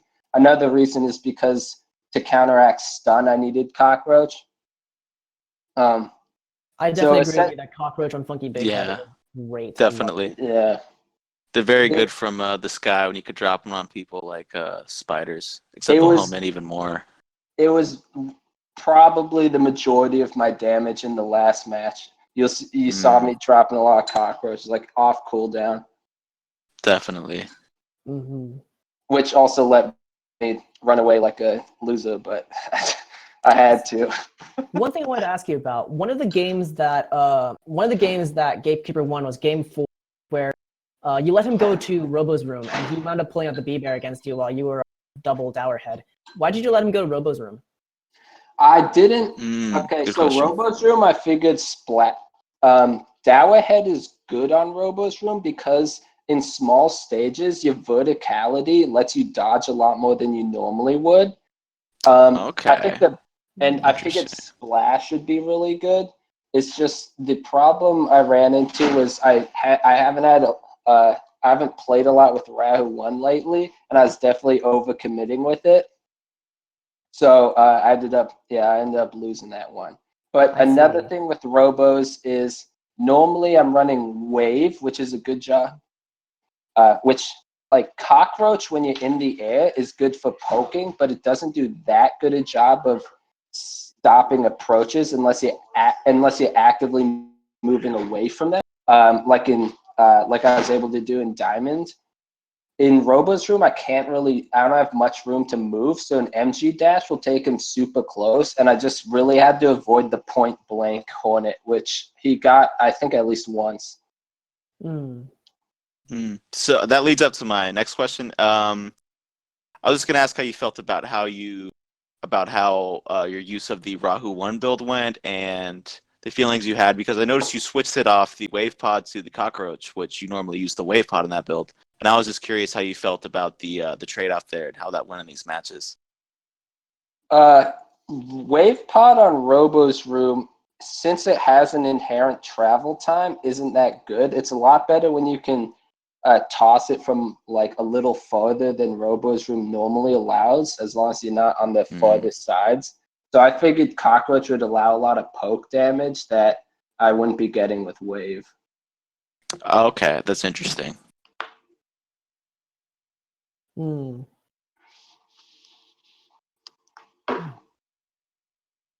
I guess that's all the questions I had, but Goblinoid, you're me too. Of course, always welcome to some more knowledge in the Discord anytime. Probably have to be the number 1 player in PR at this point. Great showing this tourney. Beat everybody with a handicap. One on winner's side with the handicap. You're getting undeniable, buddy. Great. We've been singing your praises all day long, both as a player and as a just like we've been saying like not only like probably the most practiced player in our channel, but someone who's like really nice, like wants to see other people succeed, but until he faces them in bracket and then he just destroys everyone. Thanks, guys. I just want to give a shout out to my coach Chris in the room. Say hey, Chris. Hey, what's up? Hey. Goblinoid's a fucking tank. Shout out to Chris. And then my number 1 fan, Matt, on YouTube. Yeah, Matt. Shout outs to Matt. I don't know who you or Chris are, but you're both awesome. Shout out to Matt. You've been acknowledged, bro. All right. Well, it's been quite a day. Very much so. You've got some fine celebrating to do. I've got to sign off now. But Goblinoid, it's been an honor interviewing you. It was fun, guys. Yeah.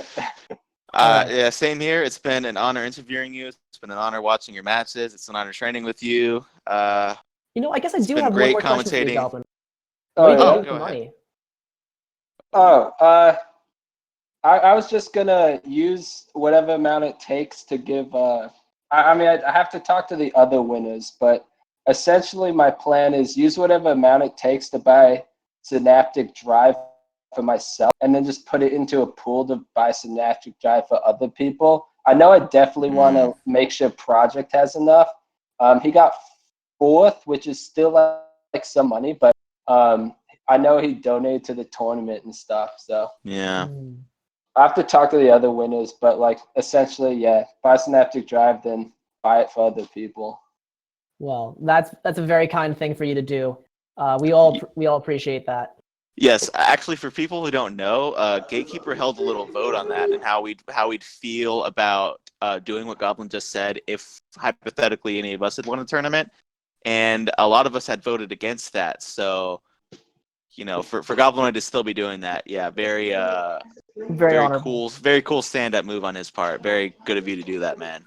No one would have judged you for just keeping the money. I just want to play more people when it comes out, dude. This is true. This is true. We appreciate it nonetheless, though. It's very, very great of you to do.